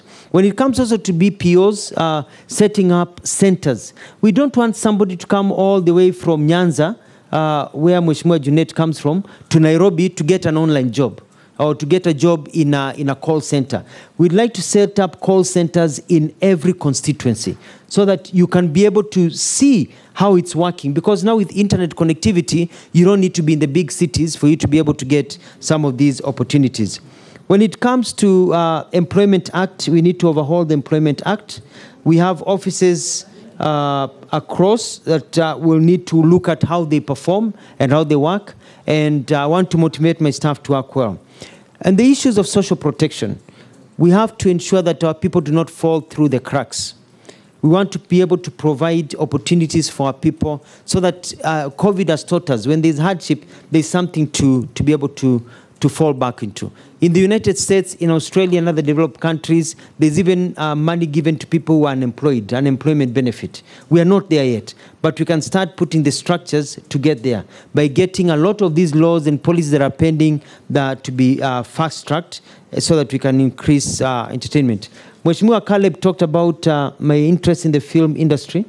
And, Hollywood was not built by money from donors, but by money from entertainment.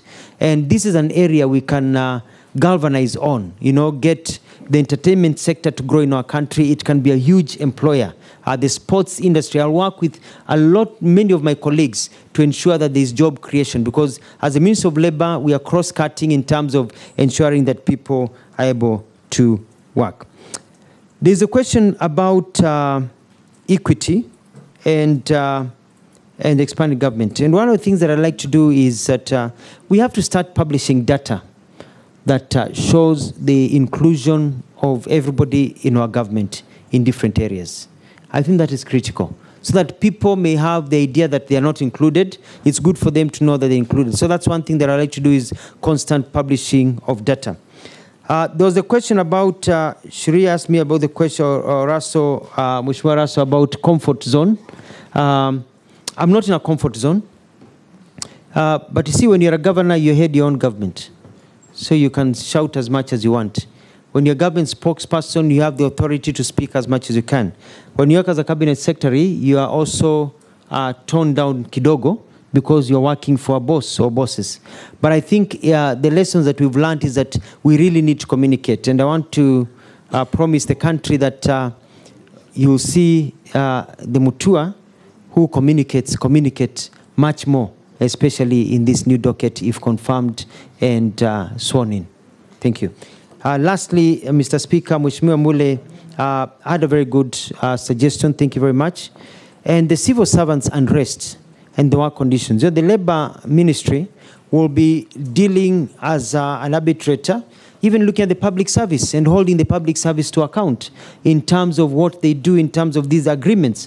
I saw it in Machakos. As soon as I enacted the agreement that we had agreed on, the nurses and doctors were very happy with me. They took their riots elsewhere. So don't enter into an agreement, is what I'll be telling everybody, that you know you cannot meet.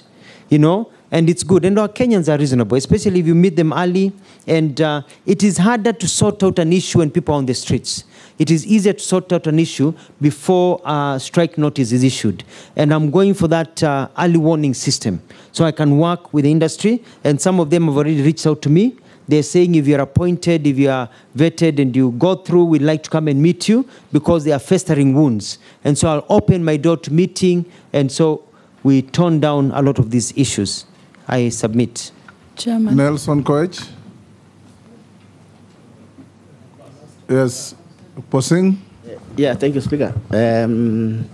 Nominee Honorable Mutua. My question is this. If you look at your ministry, or when people look at the ministry you are going in, not your ministry, should you be approved? Ministry of Labor and Social Services. People only see the minister. There's an argument that people only see the minister during strikes.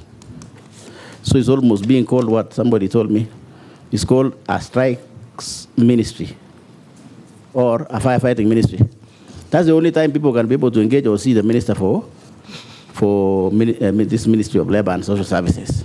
Honorable Mutua, tell Kenyans who are watching you and us and this committee to be able to look at how to analyze you for suitability in accordance with Section 7 of the Act. What else is expected of this ministry that Kenyans don't know? Maybe they have not been communicated, or Kenyans can expect from you, so that they don't see Honorable Mutua today in the vetting. Should you be approved? They only see again Honorable Mutua during what? Firefighting, when there's a strike in this country, then they see, oh, there's somebody called Mutua. What else will Kenyans expect out of you, Honorable Mutua, within your ministry that is not of strike? Thank you, Speaker. Gikaria. Thank you, Chair. There are industries that exploit workers, mostly the casual labor, by paying them below the stated remuneration rates, denying them the union rights and health benefits, exploiting them to unsafe work, exposing them to unsafe working environment.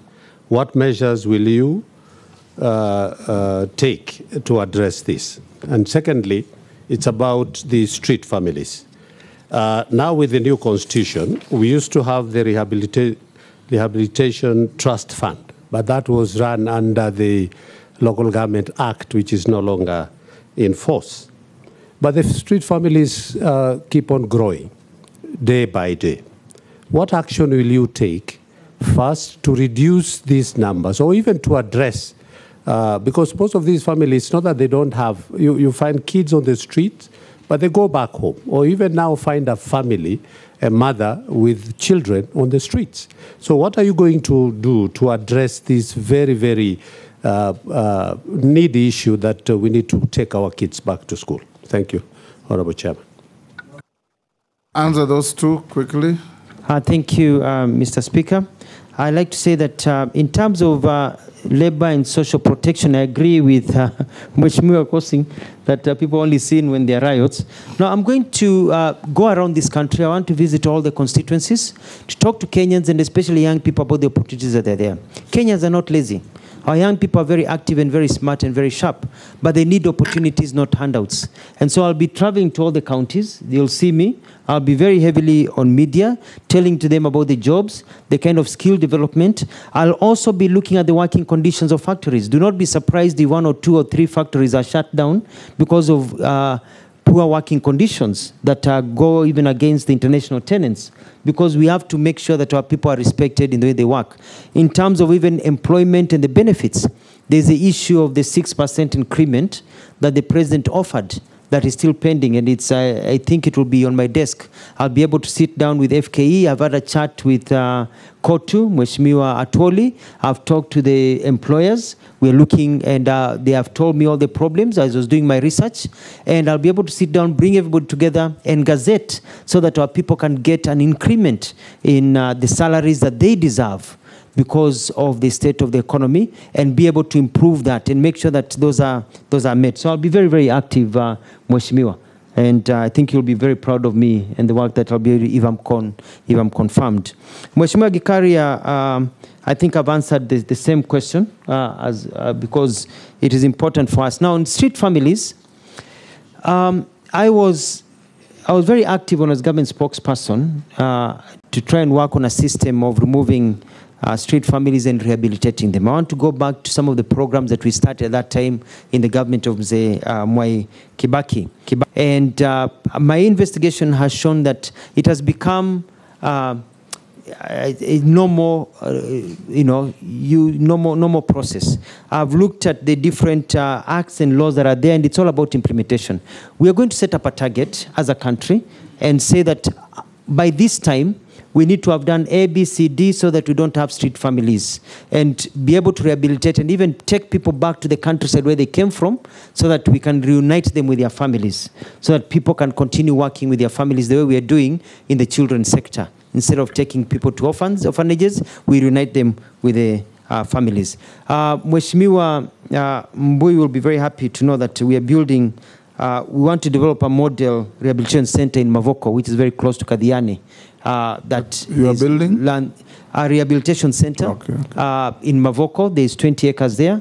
I'll be sourcing for funds from development partners and others so that we have a place whereby these children can go before they are taken back to their families to be trained and taught, and also growth and a follow-up system so that we remove them. It is quite sad, like now it's very cold, to find people suffering in the streets, and we'll need to put up shelters that they do in other places whereby people can go and receive some food, and that's safety net for the very poor in our country. I submit. Chairman, I have one stressing, just one, a small one, very stressing. Yes. All of us as a country. Ya, kuna hili swala moja, waziri mteule, iwapo utachaguliwa katika wizara hii ya wafanyakazi, kuna swala nyeti ambalo wafanyakazi wa EPZ walijiunga katika chama cha wafanyakazi. Na hivyo sasa kufikia sasa wafanyikazi 1400 wamefutwa kazi katika viwanda viwili vya EPZ huko eneo bunge la Changamwe kwa kujiunga na chama cha wafanyikazi, na hata wizara yako ina taarifa hiyo. Kwa hivyo tunaomba iwapo utaweza kuchaguliwa uangalie swala hili litaweza kutatuliwa na kuona haki za Wakenya hawa zimefanikishwa. Asante Mheshimiwa Spika. Yes, Owen. Honorable Speaker, the nominee, briefly, just tell us about your vision for the NSSF. I think it is an area that has not been touched. Daud. Thank you, Mr. Speaker. If you are confirmed, how will you pursue qualifications, equivalency, so that our qualified Kenyan professionals can move across the globe and sort the menace of unemployed professionals such as doctors and others? This is a question from one of the Kenyans. There's one. Thank you, Honorable Speaker. Just a quick one. Nominee, National Employment Authority. No wonder you didn't know whether it exists. Actually, it is somewhere in Kasarani. Just in case you are confirmed, it must be at a central place where all Kenyans will be able to access it. Chair. Just one, Mheshimiwa Speaker, just one from a Kenyan. On the collective labor bargaining agreements, wondering why they are never implemented, and that's what makes workers keep on seeking attention of the authorities every other day, and especially the presidential pronouncements on Labor Day. There is always an increment, but it's never implemented. Like last time is 6%, is it 8%? But up to now, it's not been implemented. So what difference are you going to make in that regard? Chair. Someone is asking, there are quotas for people living with disability in the constituencies for a certain number of people living with disability to get the stipend. And the question is, where do we take the rest in our country? Just like the old who, when they turn 70, it should be automatic upon medical confirmation, then all people living with disability in our constituencies should be taken on board. And the last question is, kindly ask Alfred Mutua this question. Upon confirmation, you should go to those foreign countries and negotiate with tech companies to allow Kenyan citizens work for them from Kenya without using VPNs and residential proxies. There are a lot of job opportunities in the tech industry, but we can't access them due to location restriction. There are very many, from transcription, captioning, machine learning, data entry, chatting, software development, etc., instead of exporting labor. Yeah, Chair. We must. Thank you. Yes. This is from a Kenyan who actually states that the nominee is excessively abrasive, especially to junior officers, and quotes an incident at the Ministry of Foreign Affairs and Diaspora where you actually threw out officers from the parking lot for no good reason whatsoever and without any consultations. These were junior officers. Is that true? Speaker, just one from the teachers. Yes, Mole. This is from the teachers' fraternity in Kenya. They are asking, let them, you tell them how you will avert the incoming strike, because you have said you want to arrest the strikes before they happen. So they want to hear the mechanism which you will use when you are approved.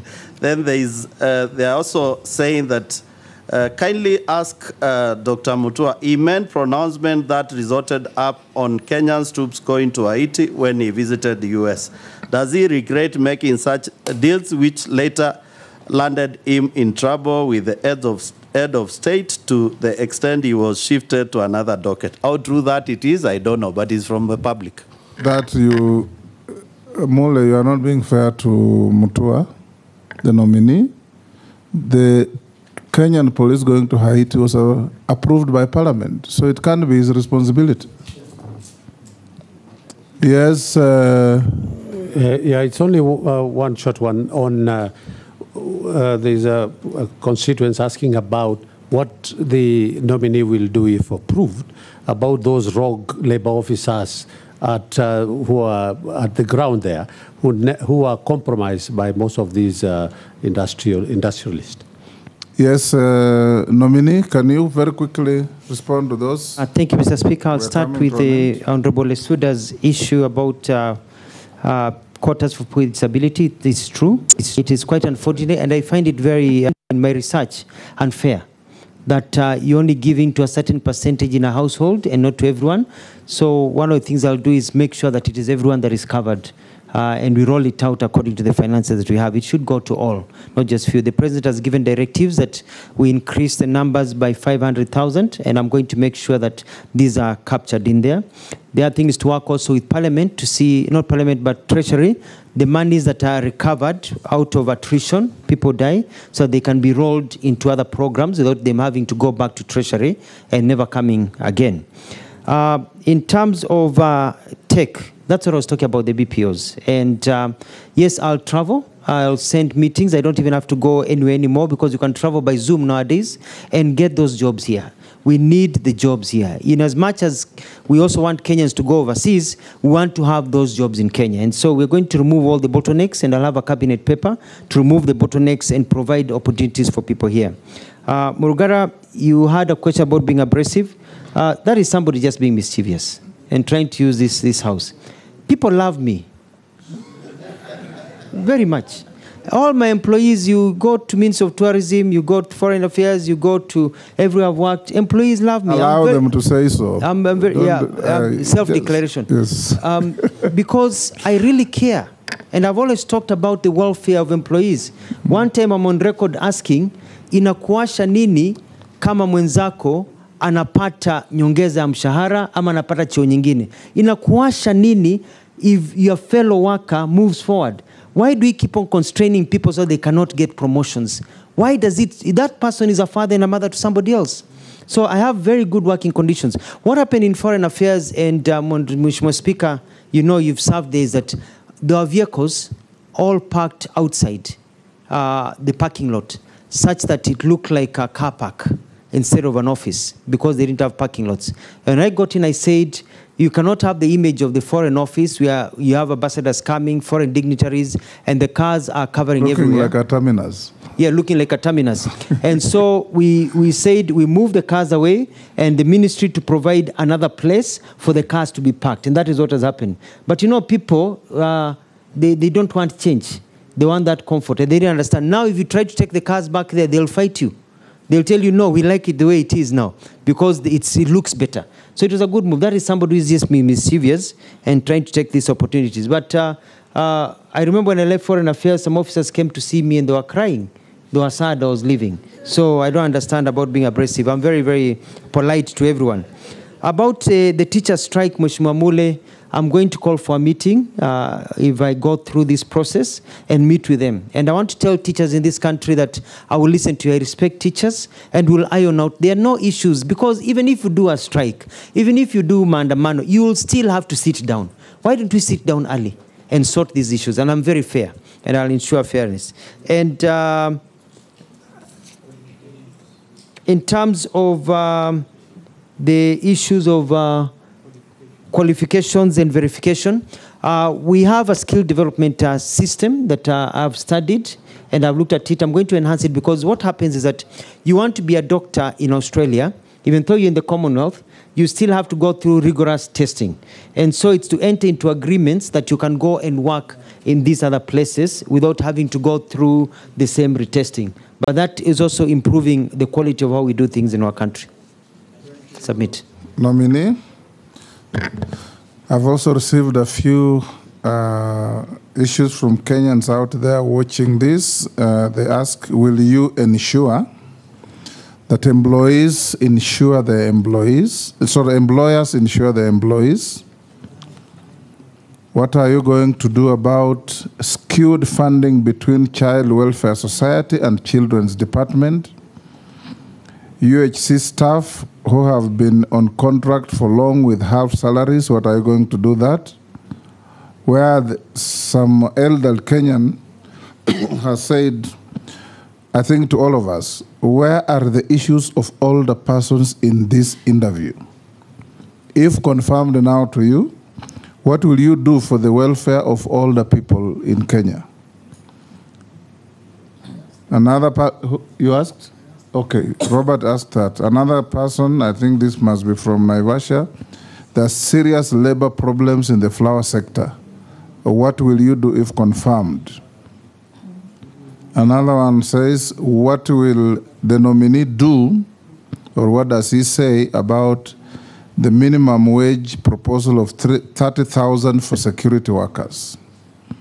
Another one, and this is says contractual jobs in Kenya don't have retirement benefits. What will you do about it?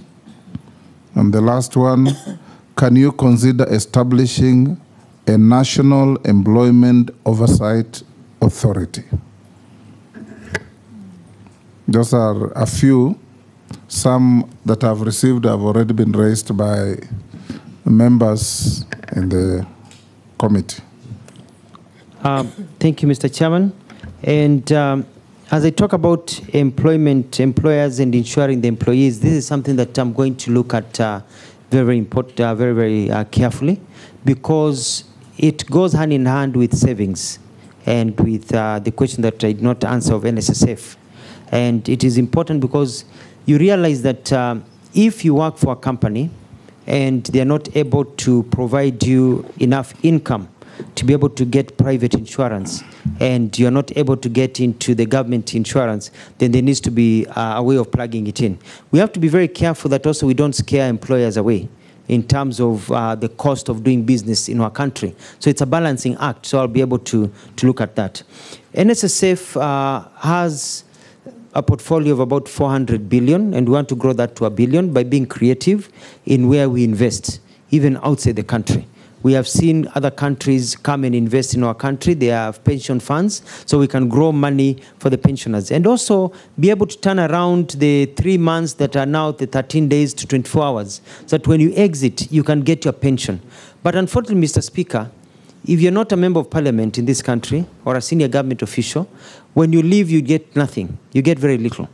So we want to push it such that now, at least we have a system whereby you can be getting 60% of the pension you are getting, not the 3 or 5 or 10% that people are getting, so that your life continues.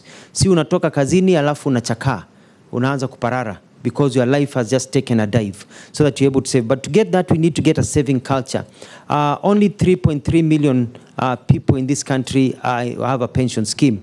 We have to get that, and there's different initiatives that are there to get the other sectors into saving.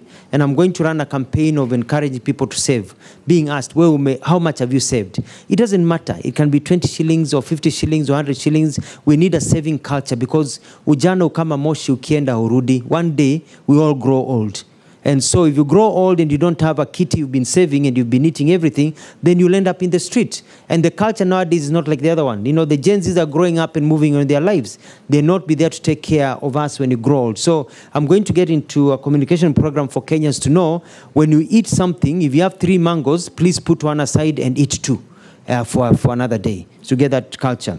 I've heard about the staff of UHC. I'm aware because we piloted that also in Machakos. I'll also be looking into that. The older persons, one of the things that I like to do is look at how we can give benefits to older people. In many countries, you find there are benefits. For example, in the United States, where after you pass a certain age, you get a card. That card allows you to even get into some public transportation for free. That even allow you at that particular age to get a discount, so that when you go shopping at a shopping mall, or you go shopping at a center or somewhere, or you go buy something, or if you're seeking a government service, you show your card and you get a 10-20% discount, because you're at an age where you're not earning an income. You're actually using your pension. So I'd like to introduce that, so that our old people have a card that you can use to get a discount. That will cushion you in terms of social protection. I've heard about the flower issues in Naivasha, and the also bulk of these old people, nominee, are in the rural areas. In the rural areas. Where will they get discounts in villages in Turkana?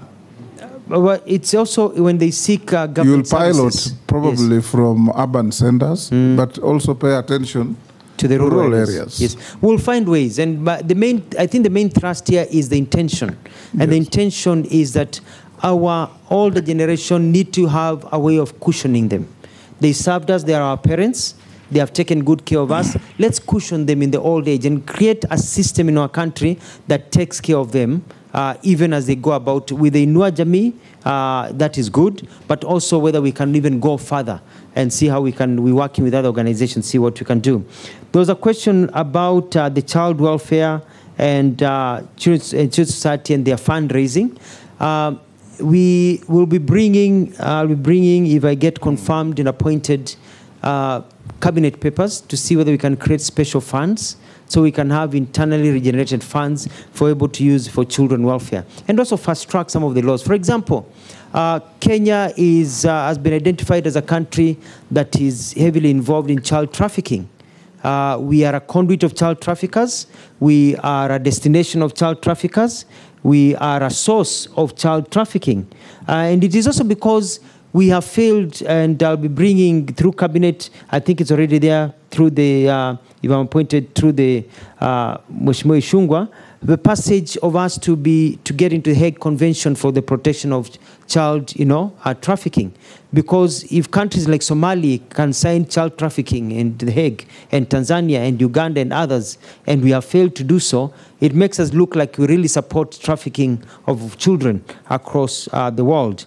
On the minimum wage, I will look into it. I'll sit down and see, because it depends on what the market can afford. But also we need to, I remember as I finalize, Ford, when Henry Ford, when he built the Ford company, he said he would pay his employees enough money that they can afford to buy the cars that they build. We need to be a culture where we can pay people enough money to enable them to be able to live decent lives according to what the market can also afford. So it's a discussion with the employers, because we don't also want to destroy the good enabling environment for work, but it is important. On contractual benefits and job referral, I've taken note, and it's something that I will look at. I submit. Thank you, nominee. The last two issues I want to put to you.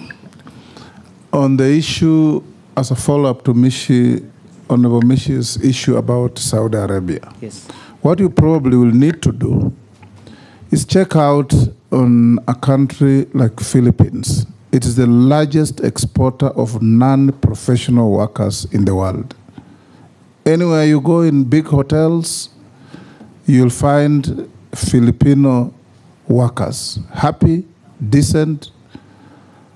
Find out what mechanisms and legal regime they operate between Philippines and the countries they work.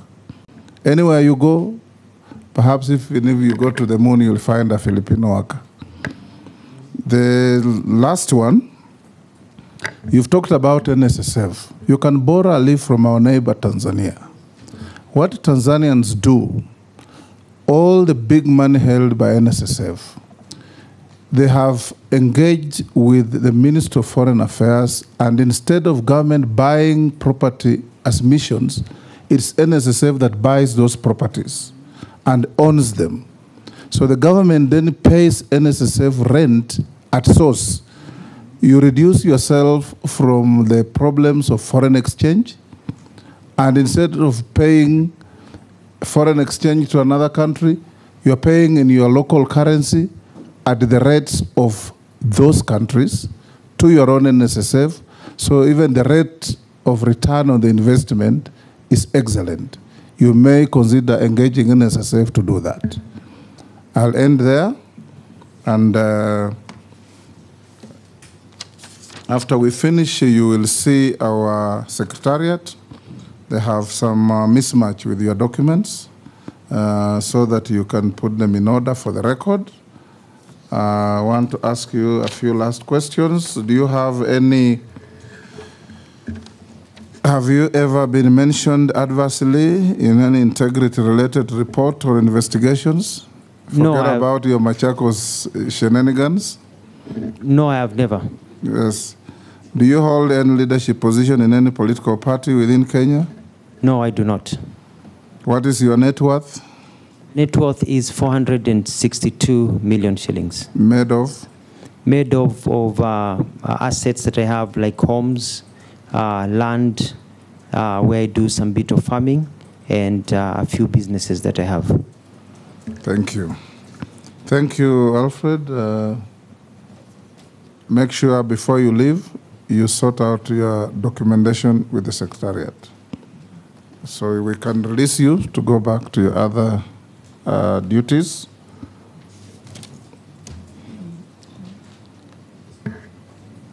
And thank yes, you. Yes, pardon? Say? Yes. Oh, how? Sorry. Yes. You appeared before us in 2022. How much were you worth then? I think that's a serious omission. I was worth 420 million shillings. And today? And 462. Yes. It's been about 9 to 10% normal growth in terms of land value and growth in the industries. Thank you. You may be escorted by our sergeant. Have a good day and a blessed Sunday.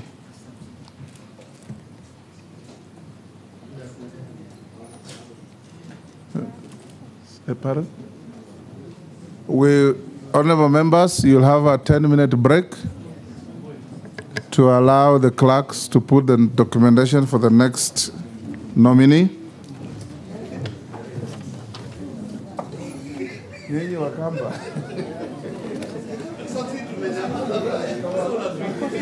Kabisa?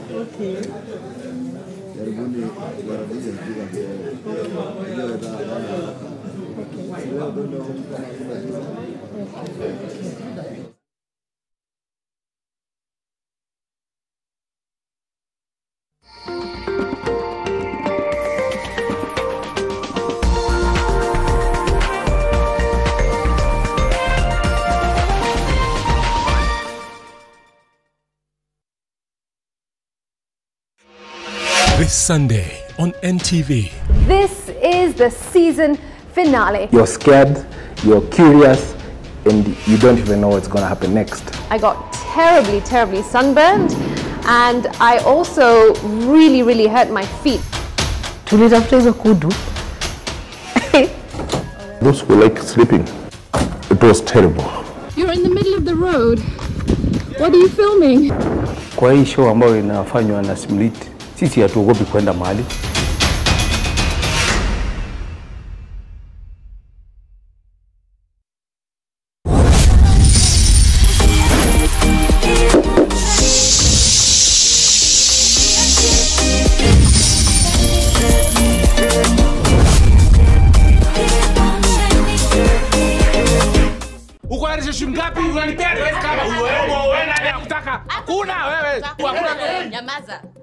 Stacy, you're stretching my patience. Hamoni tuko na mgeni. Baby, I do not see any reason for you to be worried. Ni dad alinifunza ku make sure napitia contract before ni sign. Sasa ndio nitapati. Umelazimisha kuja hapa. Ninashuku plus mama aliniambia lazima nikuje. Wewe mbona bisha? Ndio niache. Bana. Niache. Enda kwa room. Mom. Enda kwa room. Hebu sasa 20. Ah, the thrilling world of businesses in the city. Mato, you can speed dial. Looking for help with his LPO, he needs to deliver laptops fast. Enter Stanbic Bank, the game changer in LPO financing. And I get to expand his horizons. Huyu hapo ni Max, aki-import bills, lakini yuko in a tight fix, like his favorite pair of tight sweatpants. Working capital solution from Stanbic Bank in a come through, Sasa and expand his fashion empire to the max, literally. When our dada, a mobile money super agent, gets frantic calls to Hawana Float through our digital solution, MJK Dada Boss can send floats to a sea of agents to keep them all afloat. Grow your biashara and unlock your horizons with our payments and collections, vehicle and asset financing, unsecured bid bonds, LPO financing, insurance, cross-border solutions, and so much more. Stanbic Bank is regulated by the Central Bank of Kenya.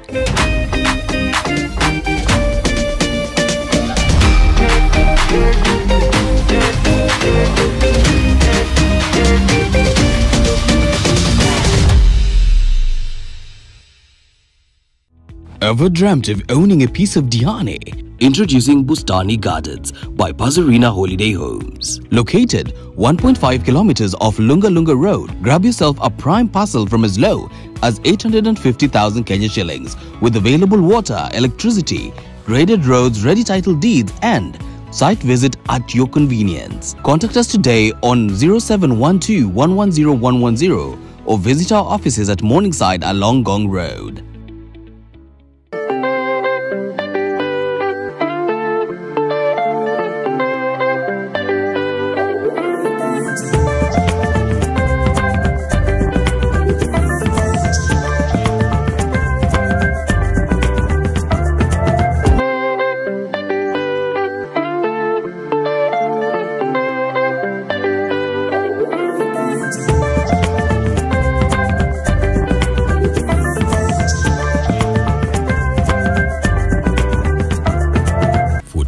25 years, Dimkes DT Sacco has been transforming lives and empowering communities. This year, we celebrate an incredible milestone: 25 years of success, trust and growth. Dimkes DT Sacco is built on the strength of faith through the Anglican Church of Kenya, Diocese of Mount Kenya South. Join us today and unlock a world of financial opportunities, low interest rates, flexible saving plans, and smart investment options. Visit our website or call us on 0111 033 100. Dimkes DT Sacco, celebrating 25 years of financial excellence. Can we understand an unspoken language? Itaweza sema habari ya asubuhi. Can it be a way to savor each moment? Sisi tunajua it can start lifelong stories. Be the center of celebrations and so much more. The more the milk, the better the chai. Chai kweli ina Brookside Dairy Best. Imperfections, blackheads. Try Garnier's Pure Active 3-in-1 Charcoal, powered by salicylic acid and purified charcoal to reduce pimple-causing germs by 99.5%. One product, 3 uses for a pure skin. Garnier Pure Active 3-in-1 Charcoal, #1 in South Africa, by Garnier Naturally.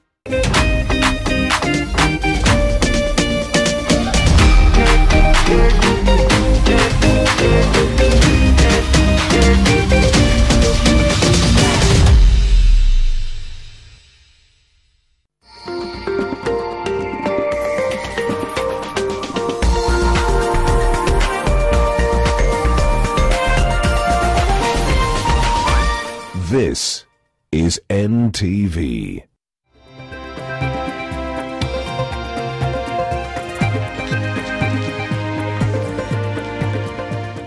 Well, good afternoon. Thank you for joining us for the news briefs this hour. My name is Zainab Ismail.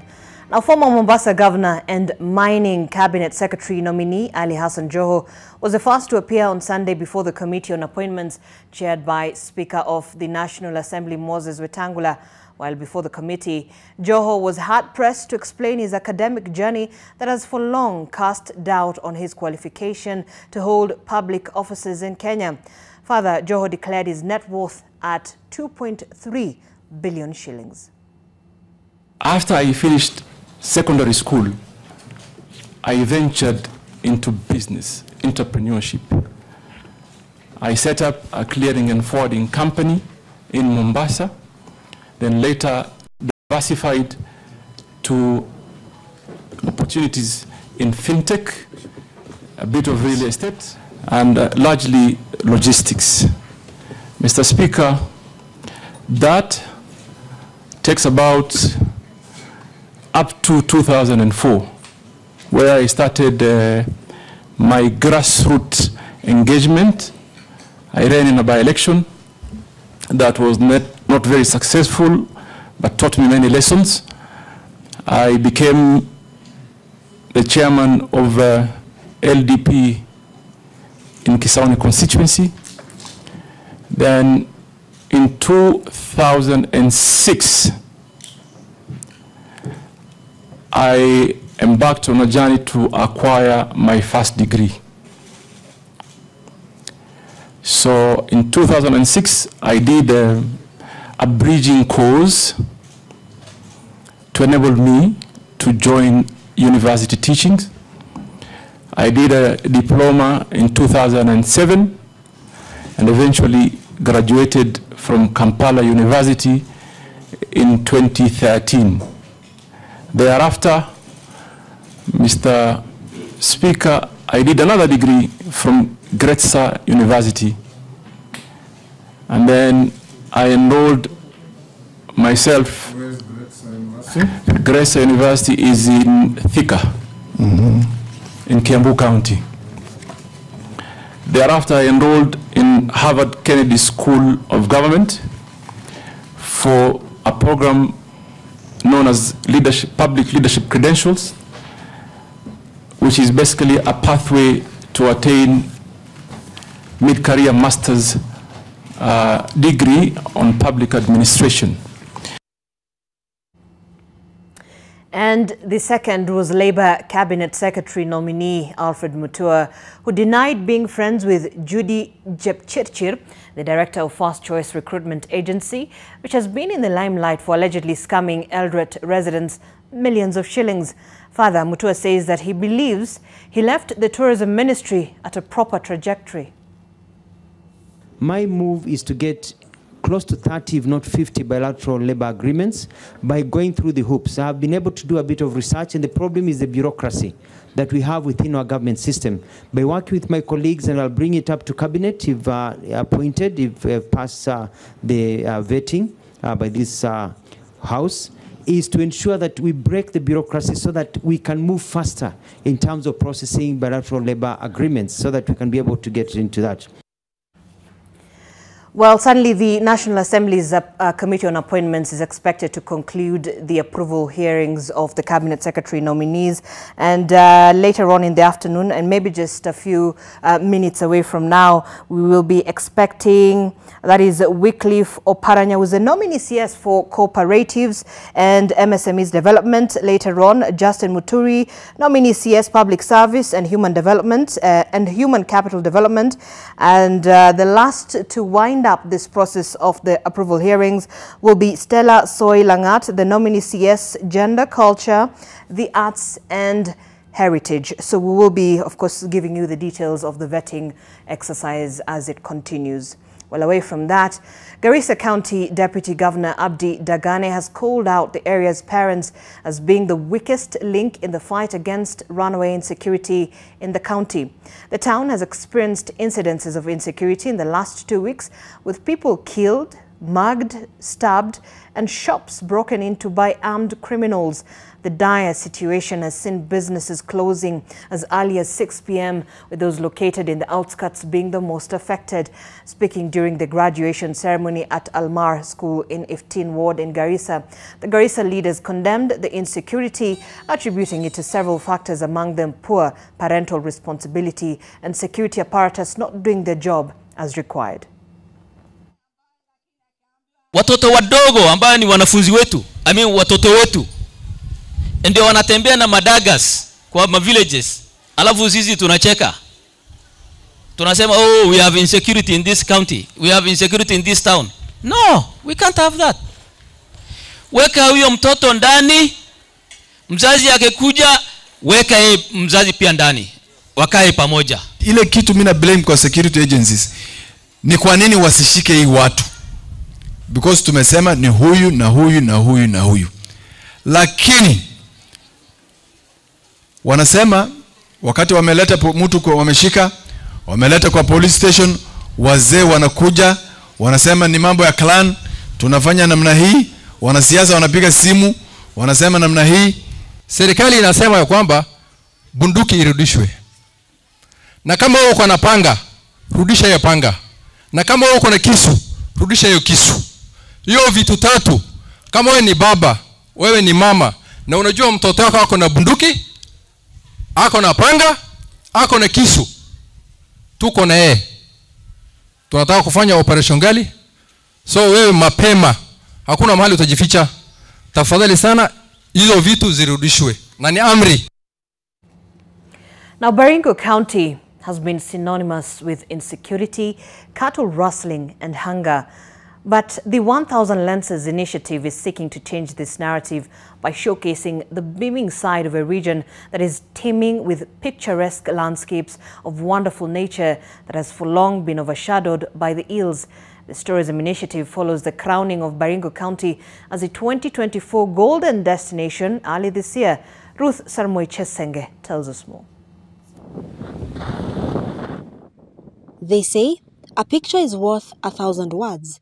But for long, Baringo County has been painted as a region riddled with banditry action over the years. Jambo la kwanza ambalo mtu anakuuliza niko salama, na kwa kweli ni sehemu kadhaa ndio tumekuwa na changamoto hizo.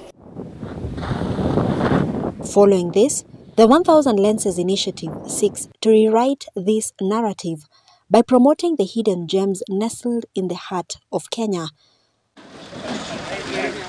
From the shimmering waters of Lake Baringo, Bogoria 94 and Kamnarok to the awe-inspiring Simon Twins and God's Windows, they seek to make the county a photographer's heaven, one that it ought to be. Your lack of peace ni mahali padogo sana. So tunataka kubadilisha mawazo ya watu kuhusu Baringo, tunataka kubadilisha, tunataka kueleza watu, tunataka kuonyesha watu ya kwamba kuna maneno mingi sana, kuna mambo mazuri sana, kuna mahali kwingi sana, beautiful places za kuzuru, za kuona. And as the world gears up for World Tourism Day themed Tourism for Peace, Baringo stands as a testament to the transformative power of tourism through initiatives such as those at Ruko Conservancy that has brought peace among two communities that were once conflicting.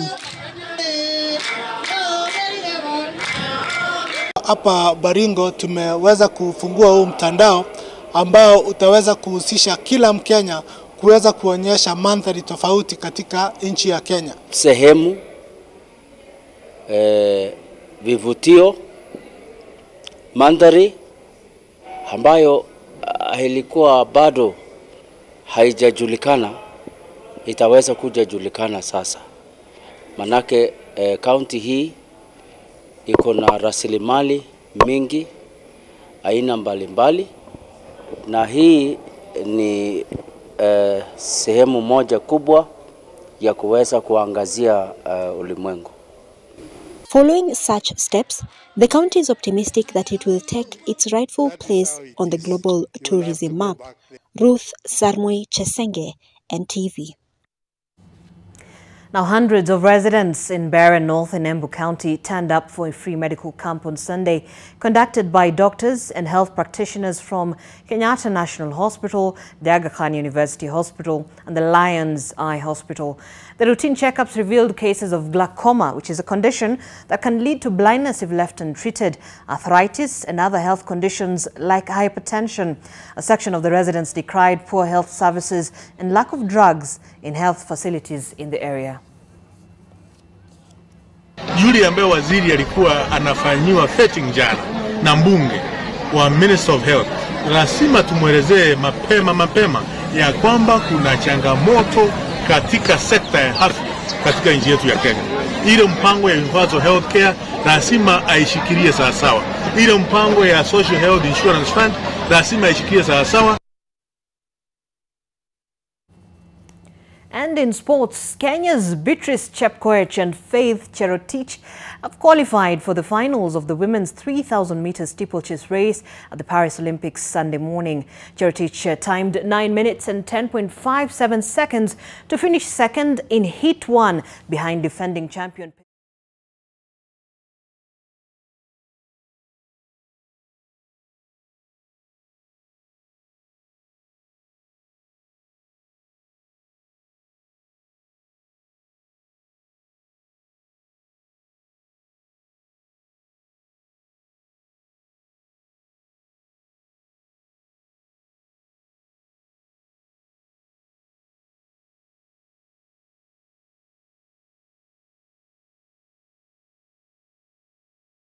Meanwhile, Joe Wainaina of I&M Banks is the winner of the 2024 edition of the New Gen Golf Tournament staged at the Windsor Golf Club. Wainaina collected 40 points to top the leaderboard ahead of Equity Bank's David Njoroge with 39 points. Wangari Kariuki scooped top prize in the ladies category with 35 points as Irene Kimeo scored 34 points for second place. The winners plus the others were recognized to have played an integral role in promoting business through sports, with New Gen seeking to invest more in African countries. And yes, for our tournament, it's been a real good going for us, and we are really excited to see the response. As I mentioned, you know, we had about 60 odd participants last year. Today we have crossed 100, and all the top organizations and leadership in CEOs of Kenyan organizations, including banks, government, private enterprises, all have responded well to this, and we really appreciate this.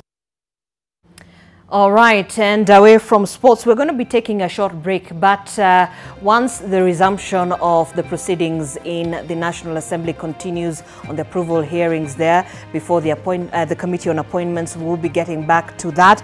We do have Wycliffe Oparanya, who is the CS nominee, Cooperatives and MSMEs Development. Justin Muturi will come after that, the nominee CS Public Service and Human Capital Development, and finally Stella Soy Langat, who is the nominee CS Gender, Culture, the Arts and Heritage. So look out for that. My name is Zainab Ismail.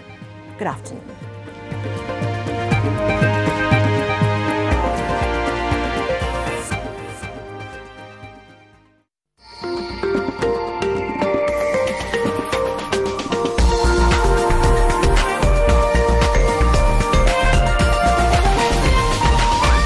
This is NTV. 1994, in Rwanda, a tragedy happened, the genocide against Tutsi. I am a survivor of the genocide against Tutsi. My name is Josiane Umuringa, and this is my story in 12 minutes.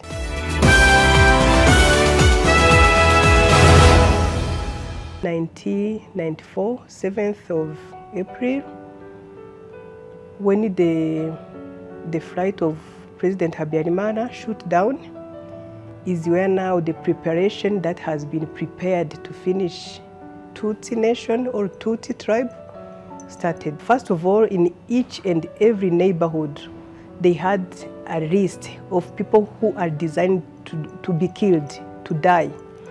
So my family obviously was among of them. In fact, my family was the first family in our neighborhood. Indeed, is the first family.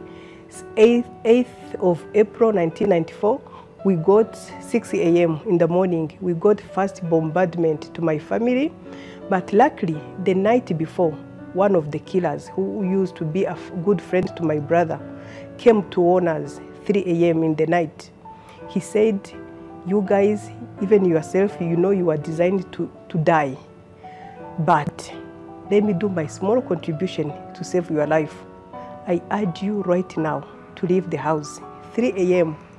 Even the neighborhood, the nation didn't know that President Habyarimana was killed. We went to the neighbors. We escalated among neighbors where we had friends. We just knocked the doors. Some didn't want to open for us. Who opened for us? We got a shelter for that night. And then they bombarded our house. And then they were so disappointed to see that nobody was in that house. First attempt to kill my family, nobody died.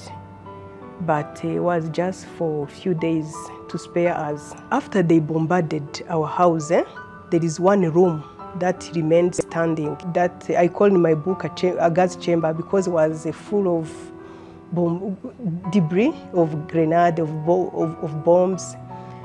We stayed there for, we didn't have another choice. We went to live in that house, in that smaller room, full of smoke, full of what. We stayed there for 5 days. Now the D-Day was 18th of April. I can read about it. 18th of April 1994, most of my family members took their final breath. Run and pray, run and pray. Where my mother was, and that was the last time I heard her soft voice. When they came towards us, we just ran for our luck. Me and my sister, we went even to hide ourselves in the killer's house. He didn't know. He was in the group of Interahamwe who were coming to kill my family. So he didn't lock his gate. We went inside, just a desperate way to hide ourselves.